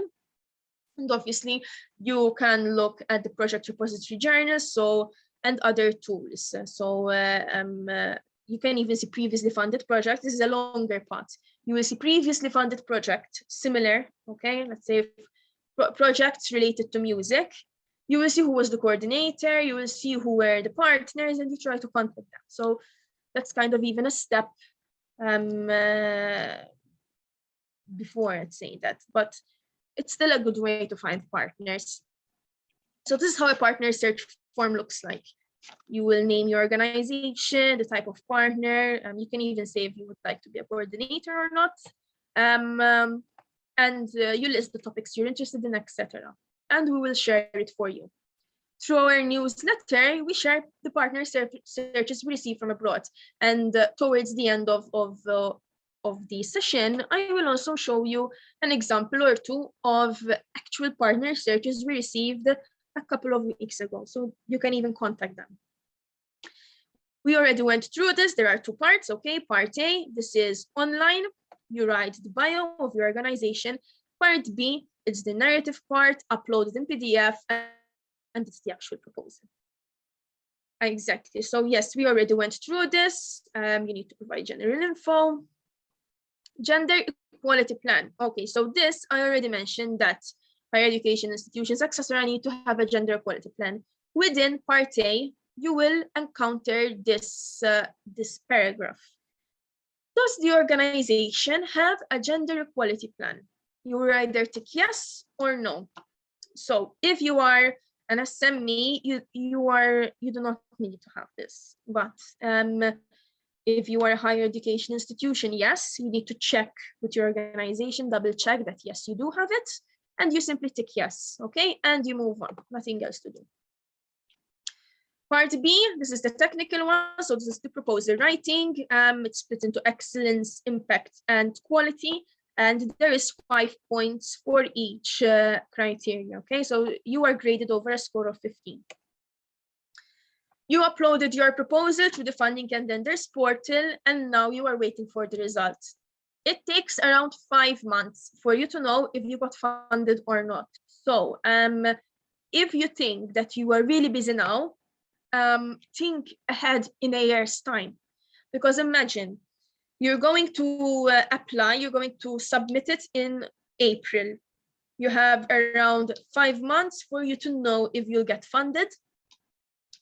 And you have another 3 months for you to discuss some final things with your consortium and sign the grant agreement.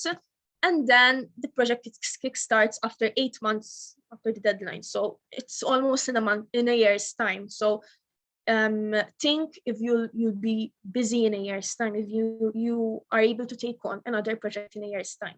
Okay, so if you're busy now, but within 3 or 4 months you think that things will come down, I suggest that yes, you apply. You will have plenty of time until the project kickstarts. So what is within the grant agreement? Your rights, your obligations, and the funding. This is also fully electronic. What can you claim? This is a very question, a very important question, and we get asked this question a lot. So simply put, you can claim things like personnel costs.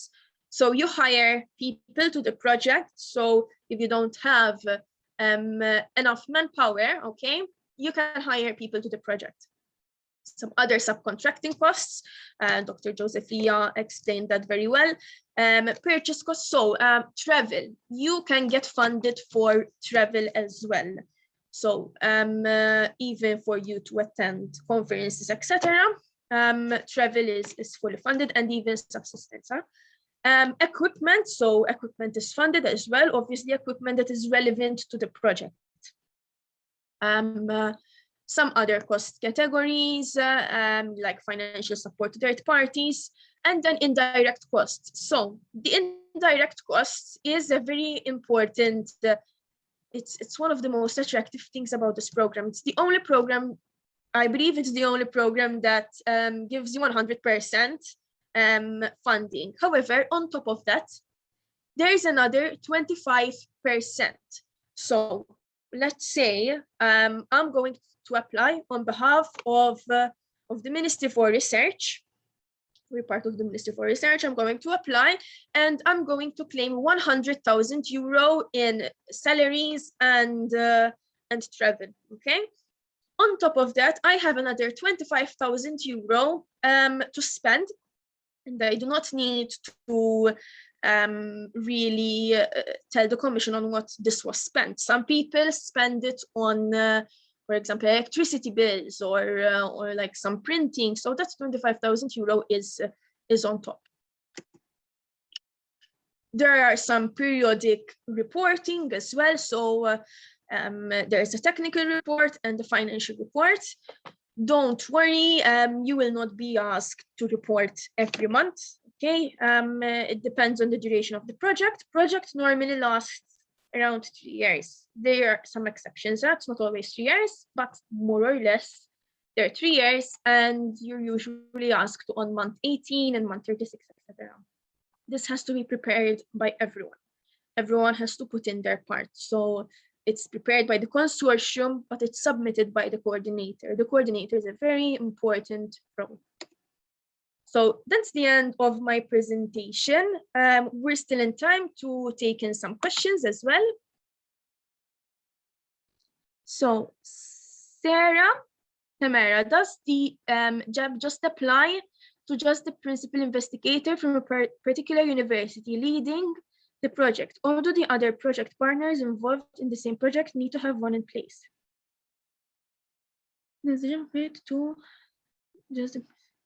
So the gender equality plan applies to the whole organization. We are not looking at individuals. Projects under Pillar 2 especially, they look at the organization rather than the principal investigator. So the whole organization has to have a gender equality plan. This excludes exactly industry, NGOs. However, higher education institutions have to have a gender equality plan, and it has to be published on the website. It has to be accessible. I hope that answers your question, Sarah. If you have any more questions regarding the gender equality plan, there are some guidelines as well for you to draft this gender equality plan. We do not have the time to go over these guidelines, etc. However, if you want to meet me and we will discuss these guidelines, I would be more than happy to schedule a one-to-one meeting with you or with your whole organization. And I can even show you some examples of good gender equality plans as well. So do not hesitate to get in touch with us and confirm that your organization needs a gender equality plan, because you might not be sure if your organization needs it. We'll help you with that as well. So no problem at all with that. If there are any other questions, feel free to unmute and even write in the chat if you prefer to use the chat. Would it be possible to have the presentation since I have just? Yes, we will share the presentations and even the recording of the session. it will be uploaded on our YouTube channel as well. So for sure it will not be lost. And you can even subscribe to our YouTube channel as well. So we will also send the presentations. You're welcome. So I think if there are no more questions, we go for a break. I think we all deserve a short coffee break. Maybe we'll meet again at 11:35.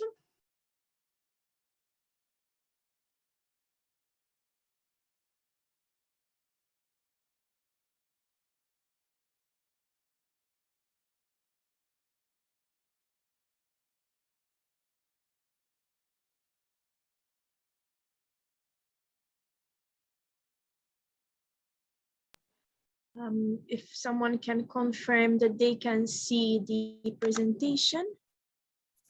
Yes, we can see it. Thank you very much. So we will now delve into the cluster 2. Okay, so we will look at the main vision, how to access the cluster 2 work program. I provided the link as well. The destinations and the upcoming opportunities under cluster 2, and a 2-minute brainstorming session together, and then obviously at the end, questions. So the main vision for cluster 2. So here we want to enhance democratic governance, obviously work on the social economic transformations of societies. We also want to work towards a healthy and green environment, as well as digitizing certain aspects of our lifestyle, and obviously addressing the arts, the culture, and the creative industries as well. Especially, so this work program was designed during COVID, during the worst times of COVID, where we didn't know exactly what COVID was as well. So there are a lot of elements of COVID involved here, and how the arts really suffered. And we have seen this all over the world, where the creative industries were one of the worst affected.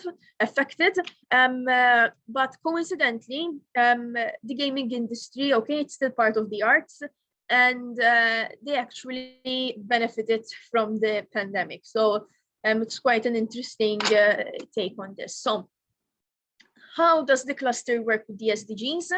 It targets no poverty, good health and well-being. It also targets education, gender equality, economic growth, to reduce inequality, sustainable cities and communities, and peace, justice, and strong institutions.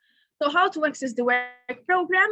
You can either click on this link or go on Google and write cluster 2 work program, and the link will come up as well. So you can either go on the funding and this portal, click on the reference documents. I showed you quickly this one, and then in the reference documents you will also see work programs, and you can access every work program through all areas, not just culture, even the climate, the environment one, the digital one. So it's also another way to look at it. So the work program is essentially a document where it's published every 2 years, and you will see all the calls there. So you can actually, instead of reading it through the portal, you will read it through a PDF. So it's up to you how you prefer to view your calls. Cluster 2 is split into 3 areas. We also call them destinations. So destination 1 is on research on democracy and governance. So here we want to nurture democracies and reshape democracies, looking at aspects such as multilateralism, pluralism, etc. So people who have studied and people who work in these types of institutions as well, they would be really interested working in this aspect. So it's really working on international relations as well. So it's quite interesting, and it's part of social sciences as well. This cluster is very diverse, and It hits all aspects of social sciences and the creative arts. So you will see that in a minute as well, because we are going to look at them literally topic by topic together. And I will try to keep it interesting for everyone as well. So moving on to the second destination is European cultural heritage and culture and creative industries. And here we are working to engage with stakeholders and the creative artists that obviously are very important to our cultural heritage. And topics here range from music to language to even dance. Last year we had some topics on dance. This year there were no topics on dance, for example, but we have on filmmaking and music. So things change. But for example, if you feel that there's a need for more topics on filmmaking, please let us know, and we will try to voice this concern with the Commission, because obviously we're in direct contact with the Commission. Also, the third destination is on innovative research on social and economic transformations. In simple terms, it's making society a better place to live in, okay? So here we will be working with aging societies, we will be working with migrants, we will be working with minority groups, and we will be working on literacy. So this is kind of making a society a better place to live.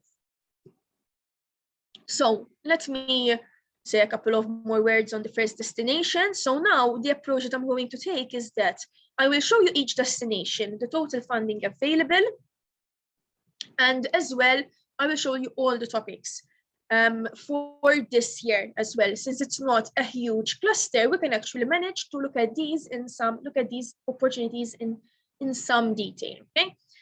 So this destination emerged from the fact that democracies across the globe are in a crisis. We have been seeing low voter turnout across Europe, and we want to know why. And here we want to strengthen and modernize democratic governance, and obviously we want to be closer to the citizens, both from an EU perspective, but also from a perspective of nationalist perspective, okay? So from your local government to let's say the highest institution, the international institution of Europe, okay? So even like the European Parliament, etc., is taken into account, obviously, but even your national politics. And we also want to improve public policy making. So if you're interested in that, this is the destination for you. And even if you have colleagues that are interested in this, obviously this can also be done hands in hand with literally the arts sector on how culture affects this as well. There are a total of 81 million euro in funding only for this year. There will be more, okay? There will be more funding every year. There will be funding. So 81 million euro for destination 1. There are, I think this is, here is where there is the least money. I think in destination 2 and 3 is higher, I believe. So opportunities under cluster 2, destination 1. These are all the topics open for submission as from tomorrow. So there are topics on AI. Sorry about that. Artificial intelligence, big data, democracy, civic participation, education for democracy, media, how does media affect this, politics, etc. We'll look at them one by one. They all follow a similar structure, so 3 projects to be funded for each topic. So the first one is artificial intelligence, big data, and democracy. So here we are looking at a topic that obviously wants to use AI to kind of improve and enhance citizen engagement. So through AI, we're going to be more connected to our citizens and eventually improve the democratic process. Obviously, this will be done while respecting as well some privacy and fostering European values. 2 to 3 million per project will be allocated. The second one, the future of democracy and civic participation. So here we want to enhance civic participation. Here again, as I said, we are experiencing steadily, okay, a lower voter turnout each election, let's say that, and we really want to know why. And we want to have like a clear and transparent feedback mechanism to citizens. So obviously, this can even be done through technology. And we want to open up traditional institutions, and we really want to connect with the citizens and have this direct participatory process. Again, 2 to 3 million euro per project. And 3 projects will be funded. So comprehensive evidence based to explain the long-term impact of various inequalities. We are looking at the impact of inequalities on democracies. Now, almost all the time when we say inequalities, we're looking at gender inequalities, the inequalities that are brought about by disabilities, ethnic inequalities, and discrimination on that fact. So we want to know how these inequalities are actually impacting participation, and how is it impacting the democratic quality and process. We want to develop here and pilot policies, action plans to boost trust in governance. Okay, this can be done both at a local level and at an international level. Again, 2 to 3 million per project. You are going to notice a pattern, more or less, within cluster 2 this year. Around 3 projects will be funded, so that's quite good. 3 projects to be funded, and around 2 to 3 million euro per project. So. Education for democracy. So we want to also educate the citizens. Maybe one of the reasons why there is this lower voter turnout is that there is not enough education for democracy. And here we even want to redesign curricula. So if you come from an education department, this would be very interesting for you.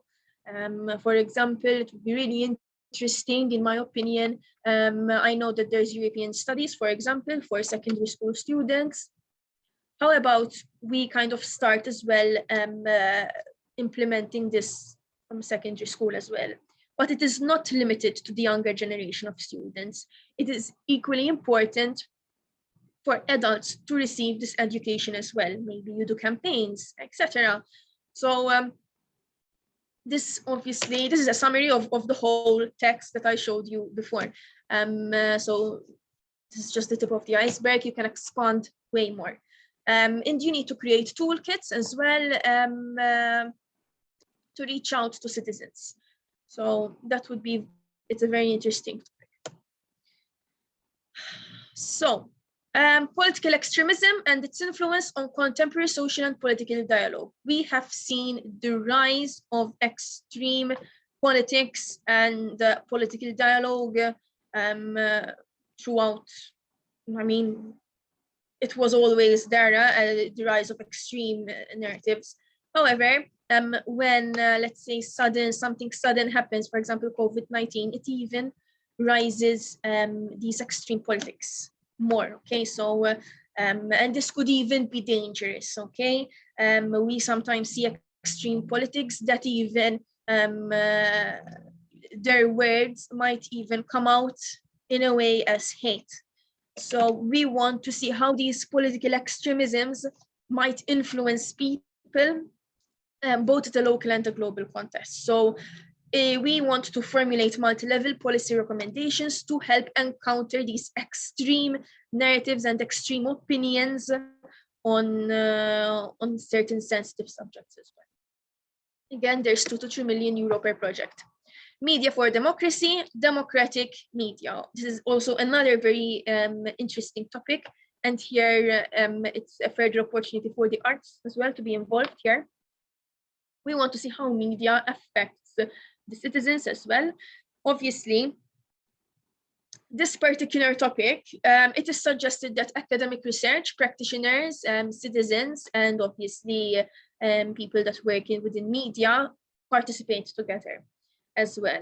We want to improve the quality, accountability, and transparency of media production. 2022 is not the time for fake news either, so that is something that should be tackled, in my opinion, within this topic. However, I read this topic quite extensively, and it doesn't mention specifically for you to target fake news. This could be a small task you could do, because obviously everyone interprets the call differently. I feel comfortable speaking about this because my background and my studies, they focused on topics like these. So obviously this is just a personal opinion. Always look at the full text, but it would also be an interesting take to focus on fake news as well. Just a small part of it would be, for example, on fake news. Obviously, 3 projects will be funded. We are not expecting 3 projects to be the same. Everyone is going to have a kind of a bit of a different, slight tweak for the proposal. Every proposal will be a bit different. Obviously, that's what the Commission looks for as well. We don't want to fund the same repetitive ideas. We want to have a different take on this. Another very interesting topic, 2 to 3 million euro per project. So politics and the impact of online social networks and new media, another media topic with regards to democracy. And obviously here I just inserted an image of youths actually using their technologies, their laptop, their phone. We want to enhance the capacities for digital citizenship. We want us to analyze how these social platforms are affecting us in our political decisions. And we want to produce as well evidence-based recommendations. Again, 2 to 3 million euro per project. Representative democracy in flux. So again, we are focusing on this low voter turnout. We want to develop policy recommendations, toolkits, etc., to enhance trust in political institutions. And we want to include citizens from obviously all levels, all levels of citizens. We want to include minorities as well, and as well civil society. We want to consult with citizens, consult together with civil society, have structured dialogues, and make people feel closer to their institutions. So global governance for a world in transition, norms, institutions, and actors. So the EU and the role of the EU has been, let's say, shaken by other major geopolitical factors. So it is very important for the EU to have as well a leading role especially when it comes for the transformation and defense of multilateralism, to identify policy avenues, have even more effective global governance for the EU to have a steady and voice in important decisions. So we want to develop policy recommendations, institutional frames, toolboxes to support this transnational democracy. So kind of making, let's say, the EU a stronger platform for when it comes to taking international decisions. So those are all the topics. It was a very detailed, yet I hope quick, and I didn't bore you with all those bullets, but it was like a quick summary of each topic, of what is expected out of you. We are moving on to destination 2, and obviously a lot of people are really going to be interested in destination 2. So it's innovative research on the European cultural heritage and cultural and creative industries. Here, the use of digital and cutting-edge technologies is very important. Why is it important? Obviously, a lot of things have moved online, and when it comes to the arts, it's quite an experience that you feel a performance, you attend a performance.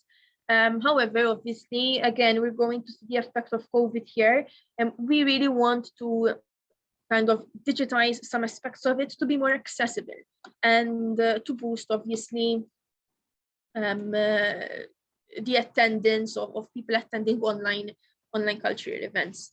Here we want the active of local, regional, and national authorities as well, and obviously the artists themselves, and further training and education for stakeholders and other groups.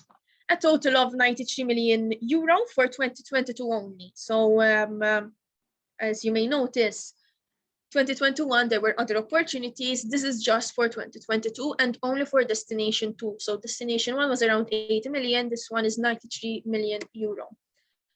These are all the topics under destination 2.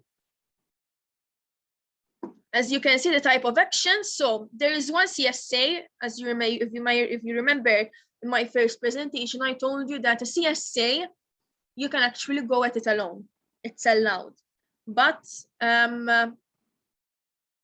sometimes it doesn't make sense to go for a project alone, and you will see why. Even from the title, if you read it, Safeguarding Endangered Languages in Europe, languages. So you're going to work with different countries, with different languages.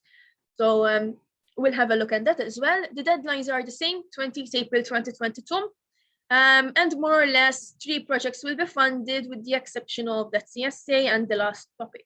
We'll have a look at them now. So safeguarding endangered languages in Europe. This is a very interesting topic, why languages are part of our identity. And it's the EU's motto, we want to be united in diversity. So everyone has their different language, and obviously it's our identity, it's a part of our culture, heritage, and it's important to foster this. So here proposals should encourage and enhance cooperation at European level between key actors and stakeholders within endangered language communities. Now, this is a CSA, but the topic it's telling you, enhance cooperation at European level. So definitely you need to work with a number of countries. It's around 2 to 3 million per project. Moving on to cultural heritage and arts, promoting our values at home and abroad. This one is a research and innovation action. Everyone is 100% funded always. We want better awareness and understanding of European arts, culture, and values within the EU and internationally. And we want to promote Europe's culture and economic interests internationally. And obviously, we want to enhance Europe's competitiveness within the arts. Obviously, it's best to as well work with international partners. So 2 to 3 million euro per project. Perceptions formed by traditions, values, and beliefs in shaping European societies and politics in the 21st century. So we have to analyze the different factors that form and change people's perceptions. So beliefs, values, and traditions are also part of our identity, culture, etc. And we want to see how these factors influence our perception and our relationship to Europe, our relationship as national citizens to Europe and other countries in Europe, to their historical and cultural past. We want to see the perception, how we were influenced as well by the COVID-19 pandemic. We want to see how our perceptions and how we reply and our response to certain crises, are they affected by our traditions and values and beliefs? We want to bring Europe together and bring EU policy making closer to people as well. And we want to take into consideration as well young people's values and behaviors. So for example, if you are a youth NGO, for example, it would be very interesting to tap into this.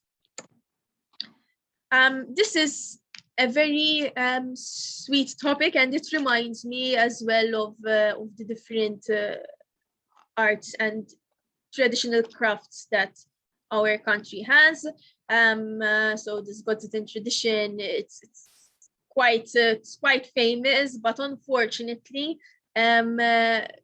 less people are taking up these traditional crafts, and we want to stimulate this. We want to boost this.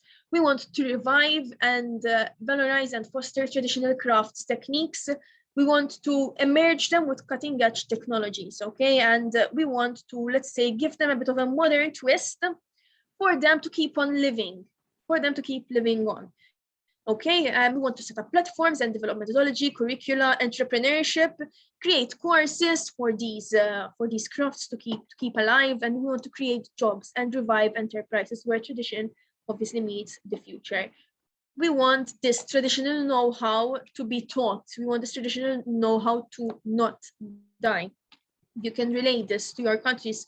We have, I think we have a couple of participants, not from Malta. So for sure, if you maybe would like to collaborate with people, with other countries, and kind of learn from each other, the different crafts that your countries have, Could be very interesting as well.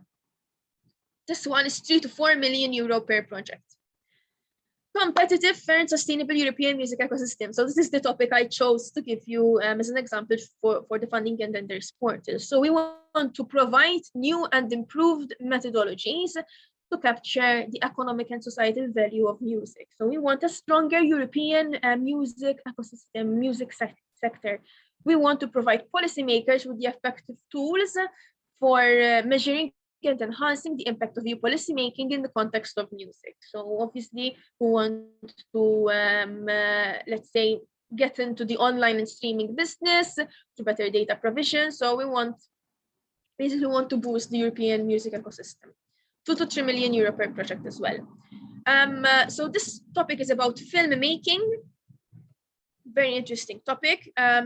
We want to see more European films. We want new knowledge on the needs and developments of the European filmmaking industry.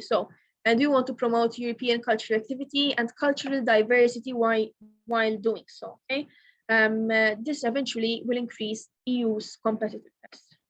3 to 4 million euro per project. The filmmaking industry is quite a good industry for one's economy as well. So another one, a very interesting one. So the protection of artifacts and cultural goods from anthropogenic threats. So you see that it's cultural goods. It is very open to interpretation. The Commission likes to use these words for you to kind of interpret what cultural goods means in your own country as well, and how you can work with other countries together to interpret this call to work on your own cultural goods, but together, okay, as well, united in diversity here. We want to develop non-destructive methods, so definitely the use of digital tools here. Even though it's a culture cluster, we see the elements of digital and cutting-edge technologies throughout the program. We want to protect, identify, and even trace cultural goods. So, for example, let's say, as a quick example, for example, we want to digitize a temple, okay, and we create this digitized temple, and we can see it now through VR. So even people that have issues with accessibility, they can now access it, and it's and obviously it makes these prestigious temples, these museums, okay, cultural goods, you interpret it the way you'd like. You can actually feel as if you were actually there, okay? So this is a different take. Everyone is going to take and have a perspective on each topic. So raise awareness, mobilize, and further strengthen cooperation among citizens, stakeholders, experts, policymakers, and all actors involved. 3 to 4 million euro per project. Another one, so the effects of climate change and natural hazards on cultural heritage and remediation. So we have both climate change and natural hazards. It's very important, the "and" part. So we want to contribute, we want to safeguard Europe's cultural heritage. Again, cultural heritage open to interpretation. Cultural heritage could be both museums, for example, and even underwater cultural heritage. It's quite open for interpretation. Explore innovative and sustainable ways to protect cultural heritage and cultural landscapes from climate change, disaster risks, and pollutants. 3 to 4 million euro per project. Games and culture shaping our society. So the gaming industry has become quite popular, especially over the last couple of years. And we want to see the evidence of the impact of games on European society, including their cultural value and risks. And also proposals should address legal and IPR issues linked to the gaming population and this creative work. Obviously, we want to improve games, both in terms of it being fun and enjoying a game, but we can even use games to educate the people making use of these games, the gamers. So we can even use games to develop new skill sets. So games could not just be used for fun, but it could also have a general positive impact on other aspects of life, such as education. presentation seems to be stuck. Okay, 2 to 3 million. The last topic for cluster 2, this is a new concept. It's called the New European Bauhaus, shaping a greener and fairer way of life in creative and inclusive societies through architecture, design, and arts. It's a total new concept. It's a research and innovation action because here we are still doing some ground-based research. Essentially, it's very broad. It has also been said by quite a difference of applicants that I met that it's too broad, but it could be a good thing as well that it's too broad. So you have to interpret this. We want architects to work together with creative professionals, designers, engineers, students. So a lot of different actors coming in together, even heritage professionals. These different actors are going to work together to translate the Green Deal objectives into tangible applications. And these solutions that these different actors will come up with, they're going to be applied to the built environment, public spaces, etc. So literally making spaces better, more sustainable, more environmentally friendly, and fun, and filled with design and art. So it's quite an interesting take, this one. There has to be a balanced overall coverage of EU member states and associated countries. This is ideally sought. So try to have a balance of countries, a few from associated countries, maybe some Nordic countries, Mediterranean countries. The budget is huge, therefore I'm sure that you will manage to allocate the necessary budget to relevant applicants and beneficiaries. So again, we have to create and innovate architecture and design solutions. So definitely architects need to be involved in this. And the solutions that they will come up with are going to reflect the Green Deal objectives. Obviously, there are a lot of Green Deal objectives. There are around 9, I believe, Green Deal objectives. So it doesn't mean that you have to target all of the 9 objectives, okay? Some of them is fine. 3 million per project. Destination 3 is the last destination. And it speaks on innovative research on social and economic transformations. It's making a place, our country and Europe in general, a better place to live. And a total of 90 million euro in 2022 will be available. This is the list of topics. All of them research and innovation actions. All of them will have 3 projects funded. The deadline is always the same, 20th April 2024. So public policies and indicators for well-being and sustainable development. So here we are identifying socio-economic inequalities and the distribution of benefits of economic growth between individuals. We want linkages between the standard economic growth and sustainable development. So, and we also want to kind of measure well-being and the quality of life of citizens. Here, we really want to work with different countries and even non-EU countries, such as Africa, Latin America, etc. So when it is mentioned specifically in the call text, it means that they are fully funded. So if they tell you, you should work with Africa, Latin America, etc., they are funded, okay? Again, 2 to 3 million euro per project, all of them are 2 to 3 million euro per project. So another transformations topic, the impact of spatial mobility on European demographics, society, welfare, and system and labor market. So here we want to analyze demographic, economic, social, and cultural effects of mobility, of moving. So it's mobility. Yeah. Freedom to move is a fundamental human right, and it's one of the EU's values. However, we really want to analyze why certain people move as well, and we want to counter brain drain. Okay, a lot of people, for example, study in a certain country, they get their education from a certain country, and then they move in they move out to another country, and that is what causes brain drain. Okay, the original country provides the training, and then you lose a valuable person to another country. I mean, everyone is free to do so, but we want to learn more why this happens, and we want to have policies that counter brain drain. As well, we want to identify further effective policies to promote rural development and sustainability and address regional inequalities. We also want to understand how COVID-19 impacted the freedom of movement. Conditions of irregular migrants in Europe. So we want to develop new knowledge on the vulnerabilities of irregular migrants in Europe. And we want to enhance EU migration governance, and we want even to protect migrants and irregular working migrants and tools. We want to have tools to protect irregular working migrants. We want to propose policy measures to uphold basic rights of irregular migrants and needs of host communities. So we are not simply looking at the situation of the irregular migrant, but we are looking as well at the needs of the host communities.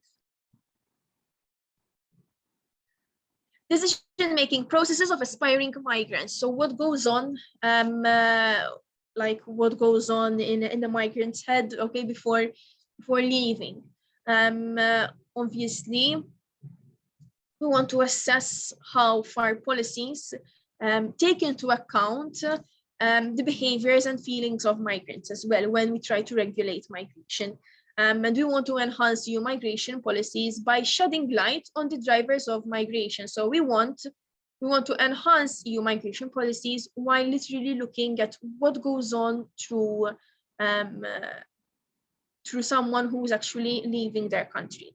And the proposals should develop analysis of decisions that are taken by individuals to stay in their place of origin or to leave. So we want to kind of, let's say, look at maybe the migrants' pros and cons list of leaving their place of origin. Let's say that it is strongly advised to work with African countries here. The very interesting topic on gender and social, economic, and cultural empowerment. So this proposal supports SDG number 5, which is on equality, and we want to achieve a better understanding of gendered power relations. And we want to provide evidence about the role of education and the media in breaking stereotypes. Overcoming discrimination for an inclusive labor market, we want to develop innovative policy to promote inclusion.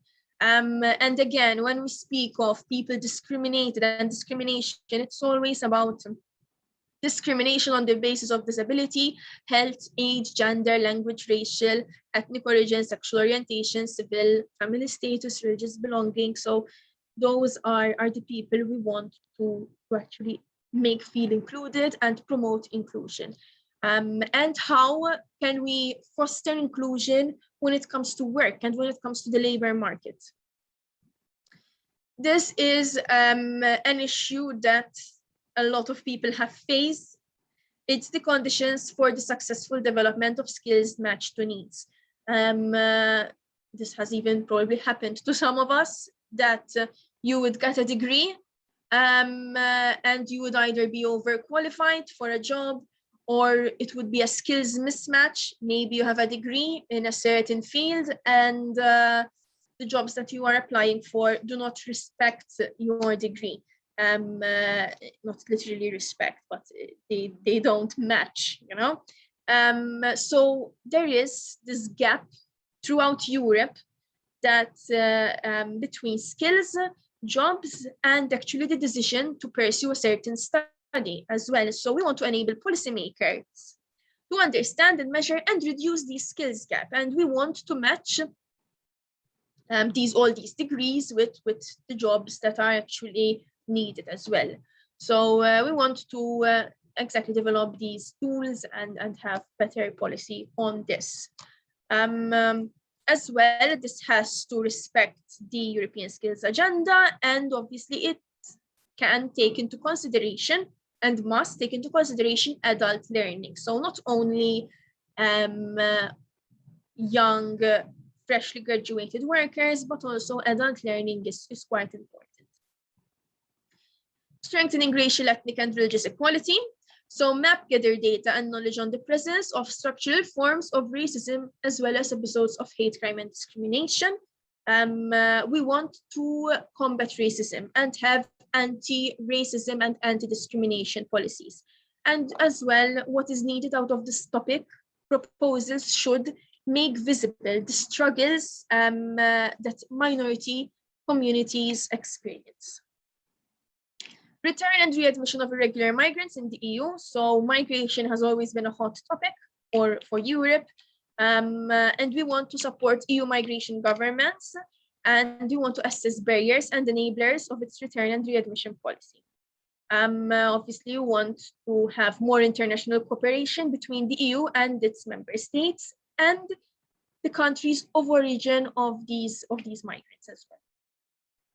The last topic under transformations is the socio-economic effect of aging societies. So here we are considering the silver economy. What's the silver economy?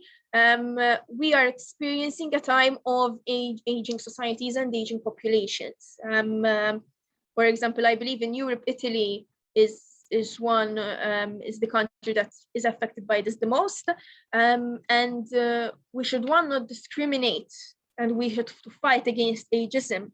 However, we are looking now at a silver economy. So a silver economy it includes anyone aged 50 and above.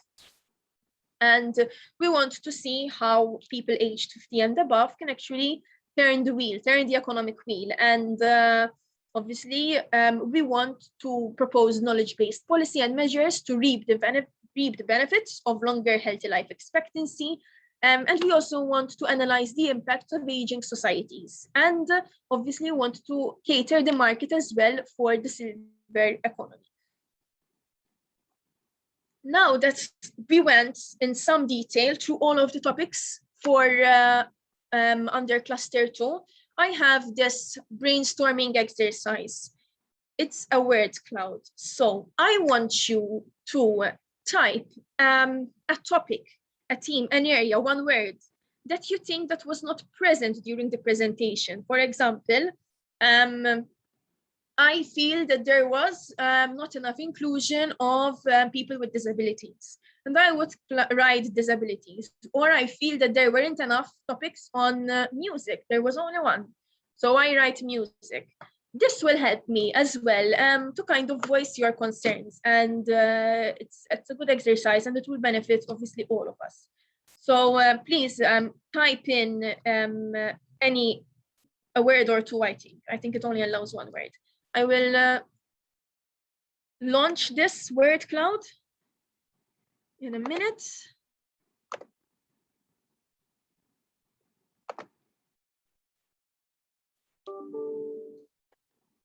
So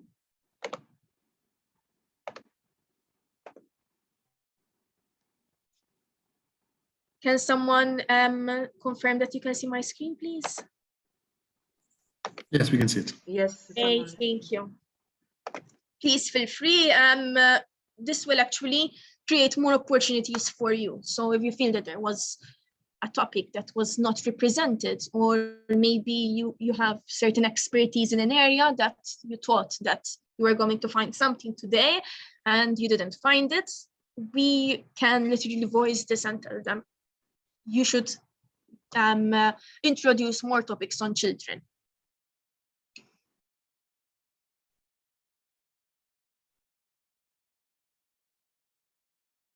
So I will let it run for three more minutes. Okay, very interesting.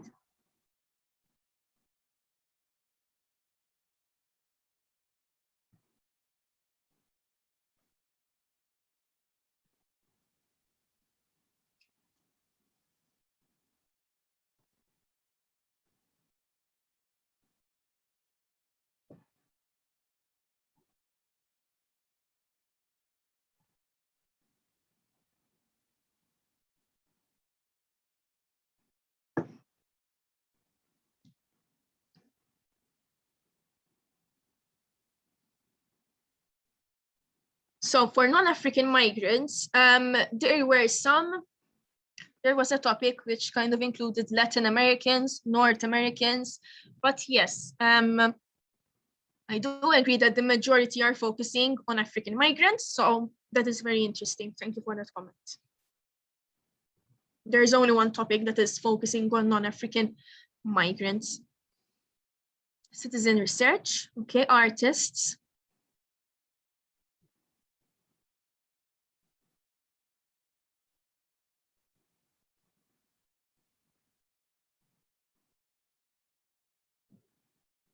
Mm-hmm.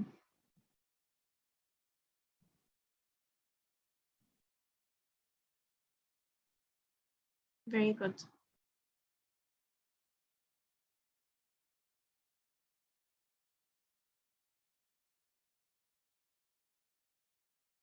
Creativity.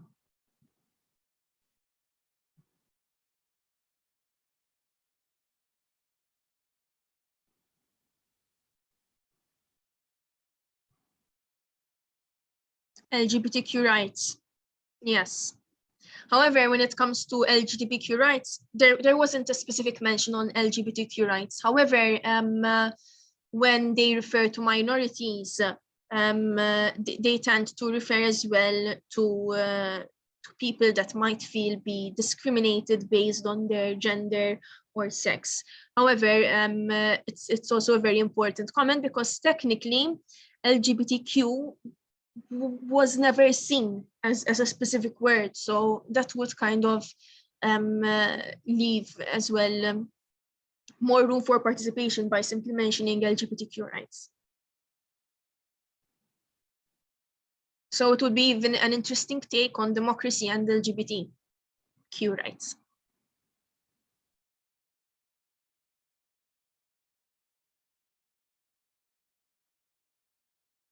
Very good. Thank you very much for all of these valuable keywords. I will take note of these and obviously voice them in my next meetings with the Commission.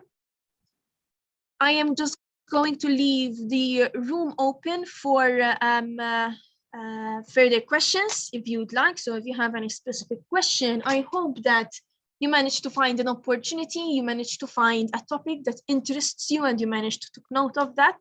I tried to present everything in 45 minutes.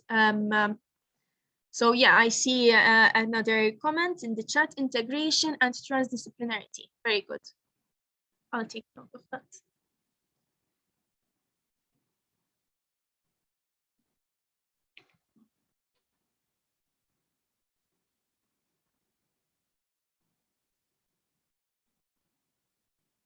I'm also going to leave my email in the chat box. So if you would like to have a further discussion on this,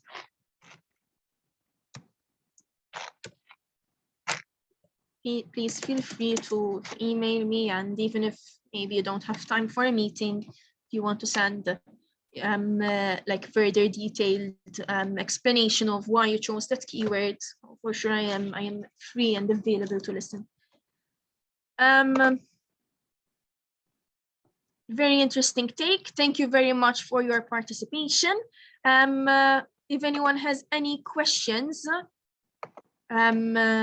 please don't be shy to raise your hand or type in the chat box.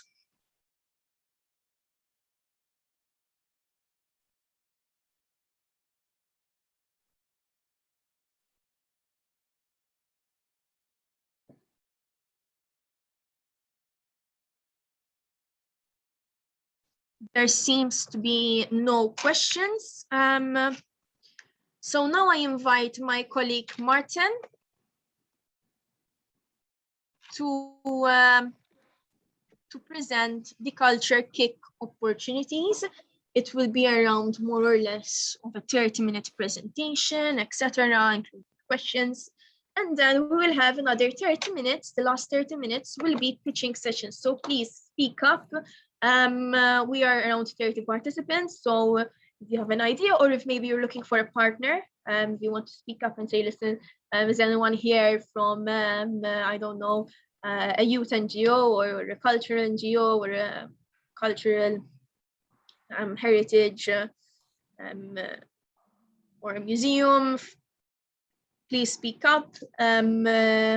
Our job is as well to matchmake you with other interested applicants. So without further ado, my colleague Martin Vieira will be presenting now. Hello, everyone. Can you hear me well? Yes, Martin. Okay, but great. I cannot see the screen. Oh, you cannot see the shared screen?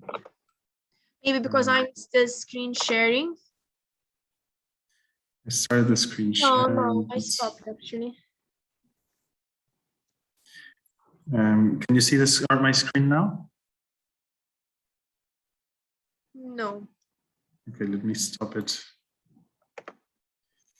and share this. How about now? Still no. Maybe try to log out. Stop share. Let me see if you're co-host. I'm able to click on share the screen Okay. and so on. So right now I'm sharing my second screen, so you should see my presentation now. No, not yet.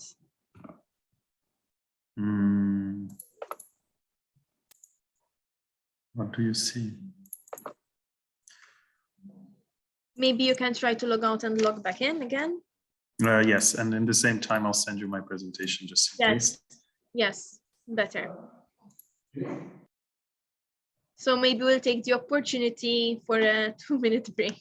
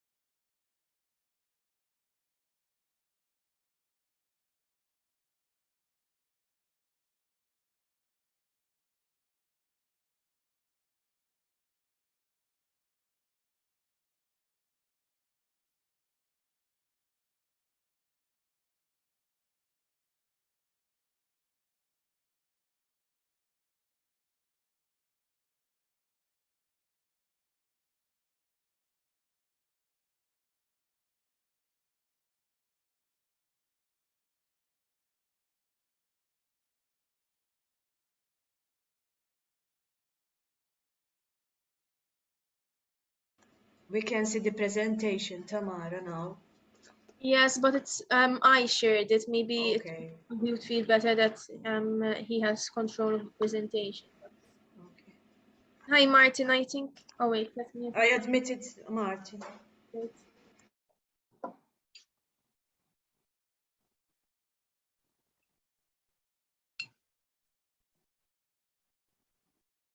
In any case, if he doesn't manage to share the screen, I can assist him in that now that I have the presentation.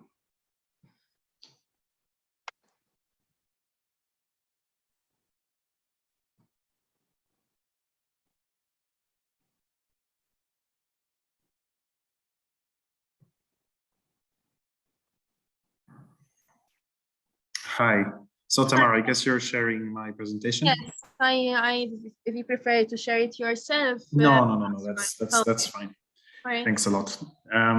Okay, so thanks everyone for being here, for your time. And so I'm the national contact point for the European Institute for Technology, Innovation and Technology. That's EIT. And I will present how their program fits within Horizon Europe. We'll see a bit what the Institute tries to do, and then how that translates into concrete programs through the knowledge and innovation communities. And finally, we'll look at the detail, a bit more detailed, for the new call for proposals for a knowledge and innovation community for cultural and creative sectors and industries. Next slide, please. So I think Tamara already mentioned this. The European Institute of Innovation and Technology fits within Pillar 3, so Innovative Europe. And here the focus is really on the collaboration of different types of stakeholders in thematic areas, and particularly the role of the private sector within those partnerships. Next slide, please. So the European Institute of Innovation and Technology, EIT, it's been launched. It exists for a while, for a bit over a decade, and basically to try to crystallize a unique approach, European approach to innovation, kind of by identifying what the main challenges were. So the idea that Europe needed to enhance their innovation capacity, competitiveness, as well as improving quality of life of its inhabitants. And on the other hand, to create a pan-European innovation ecosystem where stakeholders exchange and collaborate, and at the same time to address global challenges. So, you know, we have a number of challenges to surmount, and the idea is that their work try to crystallize strategies to respond to these, and we'll see a bit in a minute how that's worked out so far. And there's now a new strategic innovation agenda to build on achievements of the past 10 years, and you know, continue to implement this innovative model. And so globally, the EIT objective is to power innovators and entrepreneurs to develop innovative solutions to global challenges and create growth and jobs for Europe. Next slide, please. How does EIT implement this? Mainly through knowledge and innovation communities, or KICs. So if you hear me talking about EIT KICs, it's European Institutes of Technology, Knowledge and Innovation Communities.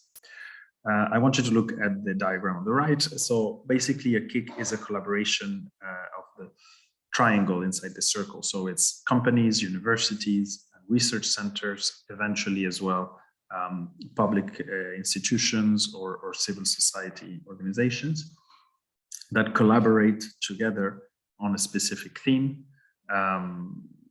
to create new innovation ecosystems, which will be important because there's a diversity of actors and an openness of these partnerships to outside stakeholders. They will also set a long-term agenda related to the theme, which will have to be focused and impact-driven. So something very, very important about these partnerships is what do you think it will achieve? And there is a strong sustainability component. I'm speaking of financial sustainability, and we'll see this more concretely in the case of the culture KIC. The idea is that there is an initial grant for first few years, and gradually each knowledge and innovation community has to generate income by providing services and in a number of ways. So the idea is that the funding will be results-based and impact-focused. So really something that KICs require is a high degree of commitment to make the partnership work, to assess the work and monitor it. So it's even today it's a pretty big deal. KICs are a very big deal because they're Europe's largest innovation ecosystem. We have so far over 2,900 partners. More or less 2/3 are private sector companies, including SMEs, a lot of SMEs, about 500 education institutions, 421 research centers, and nearly 300 cities, regions, or civil society organizations. And so all these partners are linked thematically, and then through the KIC, each particular KIC, and then linked between each other through the EIT. Next slide, please.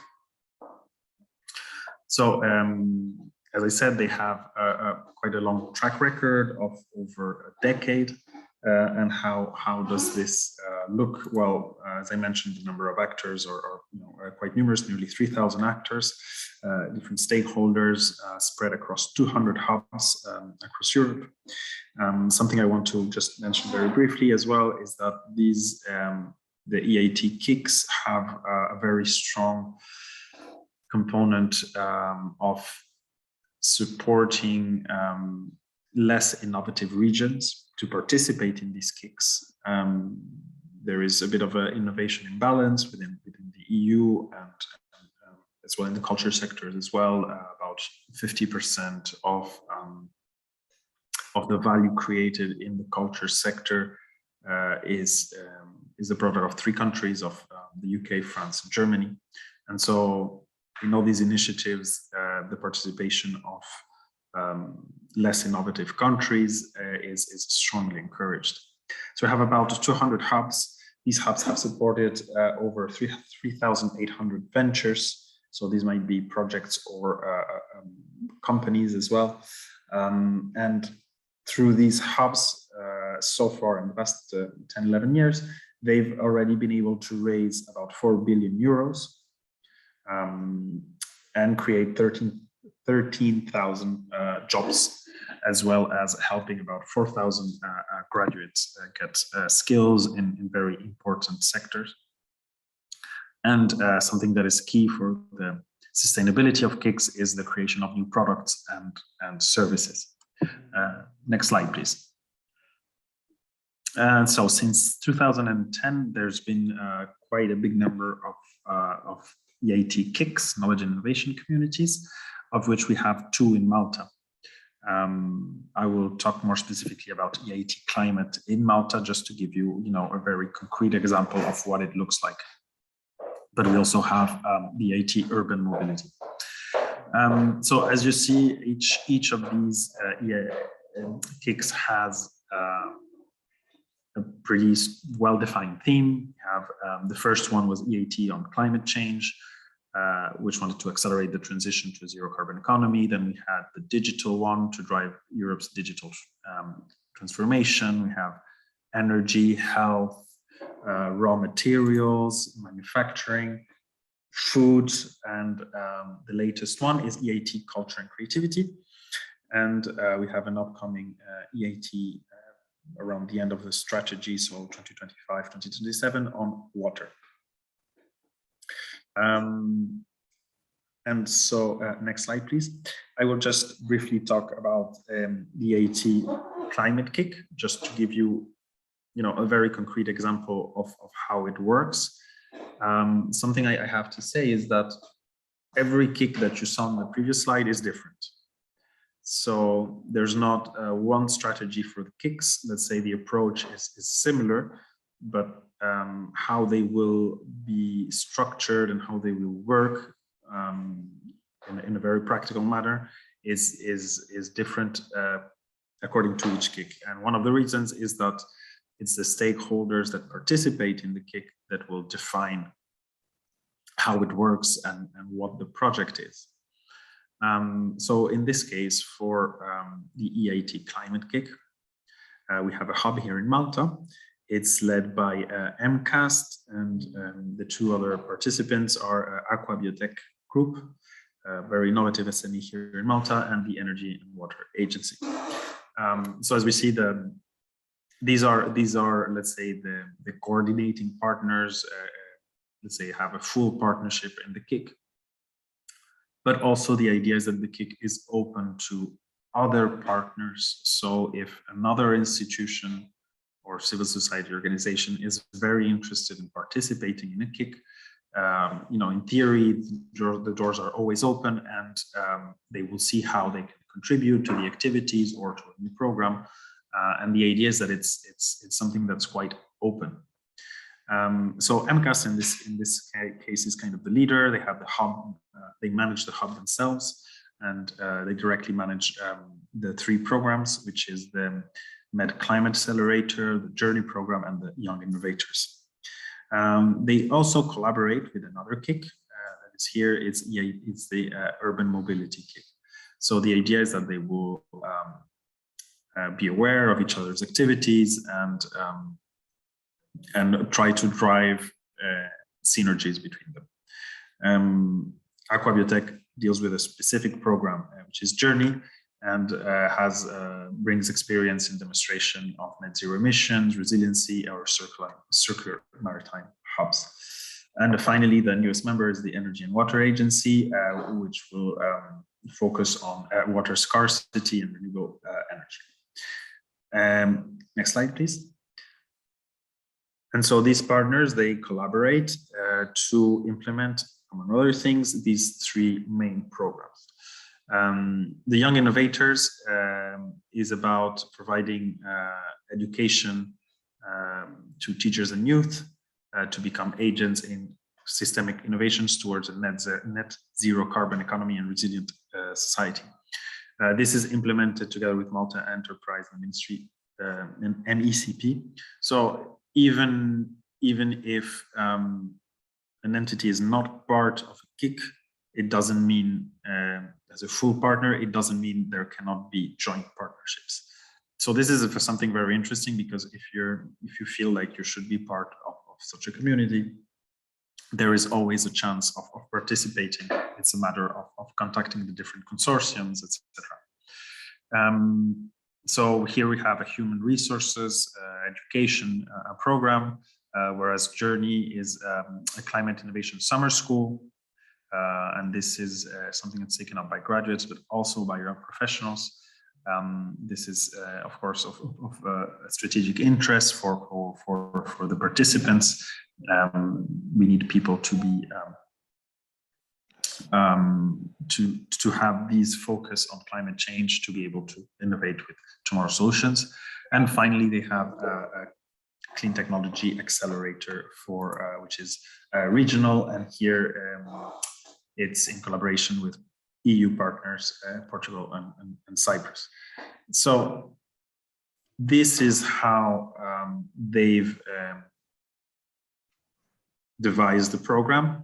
It doesn't mean that every KIC needs to have 3 programs, or that they need to be exactly in the same thematic areas, or have the same objectives. So, like I said, every KIC is different. So this is just an example of how it can crystallize here in the case of climate change. Next slide, please. So now, more specifically, I'm going to talk about the KIC culture, which is actually, it's a bit of a mouthful, is culture and creative sectors and industry. So it's EIT KIC CCSI. Anyway, why culture and creativity? So this is something that as well, I think was somewhat rushed thanks to the pandemic, because it's one of the most affected sectors by the pandemic restrictions. And in the end, it was something that is at the heart of Europe.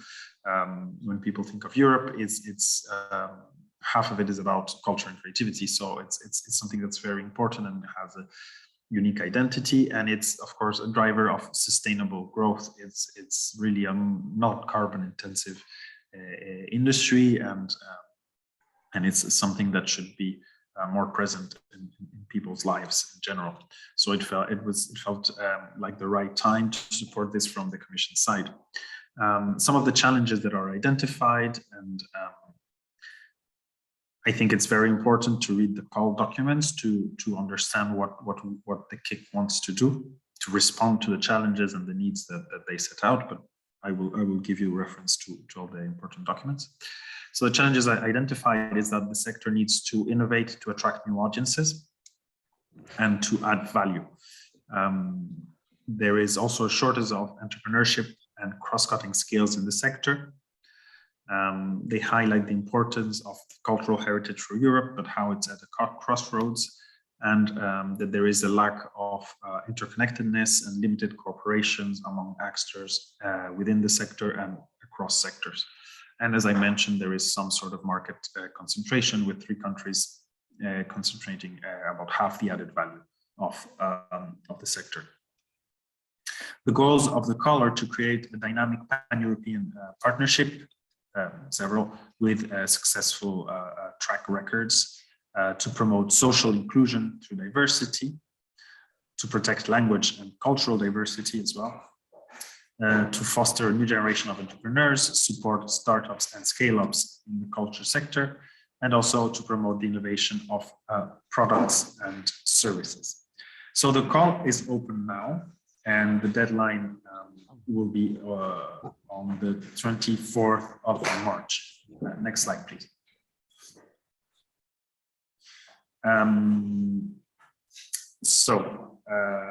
Right now we are here in Q1, 24th March. That would be the closure of the calls. Last month there were some seminars, which I can also link.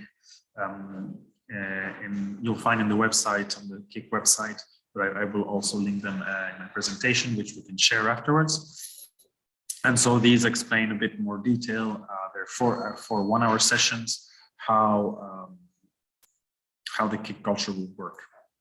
The period March to June will see the proposal being evaluated, and we'll have some hearings in June, and finally the designation of the KICs.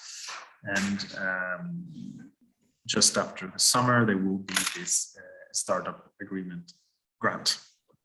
Next slide, please. So how will the decision be made? So there's some eligibility conditions. One of them is that the consortium needs to have at least 3, maximum 50 independent partner organizations in at least 3 different member states. Most of them need to be from, 2/3 of the partners need to be from different member states, so there cannot be a big concentration of organization in one member states, and they need to be diverse in the sense of representing different sectors, 1 research institution, 1 private company, and 1 higher education institution at least. There is also need to prove a financial capacity to demonstrate sufficient liquidity to cover short-term commitments, solvency to cover medium and long-term commitments, and profitability to ensure at least some self-financing capacity. And here, in this sense, public bodies are exempted, because it's assumed that they have this liquidity and these funds from the government should they have any expense. The evaluation criteria are quite similar to other criteria used across EU cultural proposals, which are excellence. This is linked to the strategic approach, what innovation potential, and the synergies that you propose. So this is really a lot about your idea and your proposal. What does the KIC look like? The quality and efficiency criteria are more about the business model and the financial plan. So saying, this is how we will make it financially sustainable in the long run, and how efficiently the operations will be carried out. So, are you making the most out of the specific partner skills, and so on. And finally, how much impact will you have? How will you communicate, and how will you disseminate the results? And these, as especially in general for any project, they're very important. But here, they're particularly important because we're talking about people actually participating more in cultural events, in cultural activities, and creating value for the sector. Regarding funding, this is something in general which might change according to each KIC, but for a KIC culture, the idea is that for the years 1 and 4, there will be up to 100% funding of the activities. And from years 5 to 7, there is about 80% funding rate. Then years 8 to 11 up to 70% funding rate, and then from 50% funding rate on year 12, decreasing 10% points per year. And that means that basically a KIC needs to be financially sustainable in 15 years. Increasingly bring a bigger part of the budget from their own activities, right? So the idea is that in the proposal there are some commercial services that the KIC is foreseeing that they will generate. So this it's very important, but as you see, it's well supported. So there's a lot of time for KICs to develop their services and be profitable. Next slide, please. Okay, so regarding the specifics of the call, so I invite you to visit the links I will give in the last slide, read a bit more, and think about if you would like to participate, how you would like to participate. So probably as an organization, you'll know, you'll have a good idea whether you can be a coordinator or not. The requirements are fairly high. The institution that participates as a coordinator needs to have managed at least one project with at least one 3 million euro project, at least 3 million or more. They need to have coordinated at least one project with at least 2 partners from at least 3 European countries and from at least 2 sides of the knowledge triangle. So, have collaborated with diverse actors.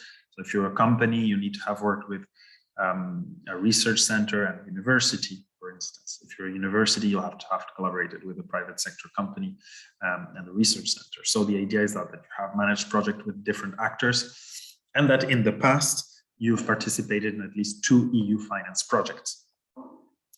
Then as a partner in the proposal, the criteria are much more basic. It's much more EU organization eligibility criteria. So basically, as long as you're an established organization in the EU, you can participate.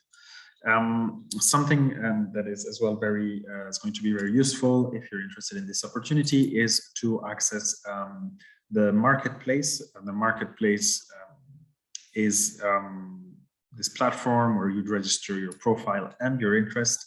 And so you can browse, as you see here in my screenshot, there's about 114 opportunities. So you can, you can have a look at the existing opportunities here. One is in archaeology and in the Iberian Peninsula. So, you can click and read a bit more. And if you find a theme or a stakeholder that you'd be interested in collaborating with, you can reach out to them through the platform once you have a profile. And last slide, please. So here I have my contact details and some useful links. If you're interested in participating in the KICs, I suggest that you write to me directly at this email that you see, or you contact Tamara as well. She will put you in contact with me, and I can share this presentation, which has these relevant links. And if you have any other questions, I'm available to support you. I don't know if anyone has any questions or doubts or queries. Thank you, Tamara, for the slides.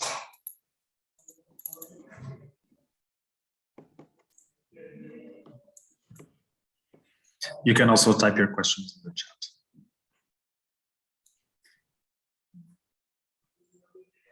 Maybe we'll leave a minute for people to type in their questions. Yeah, sure.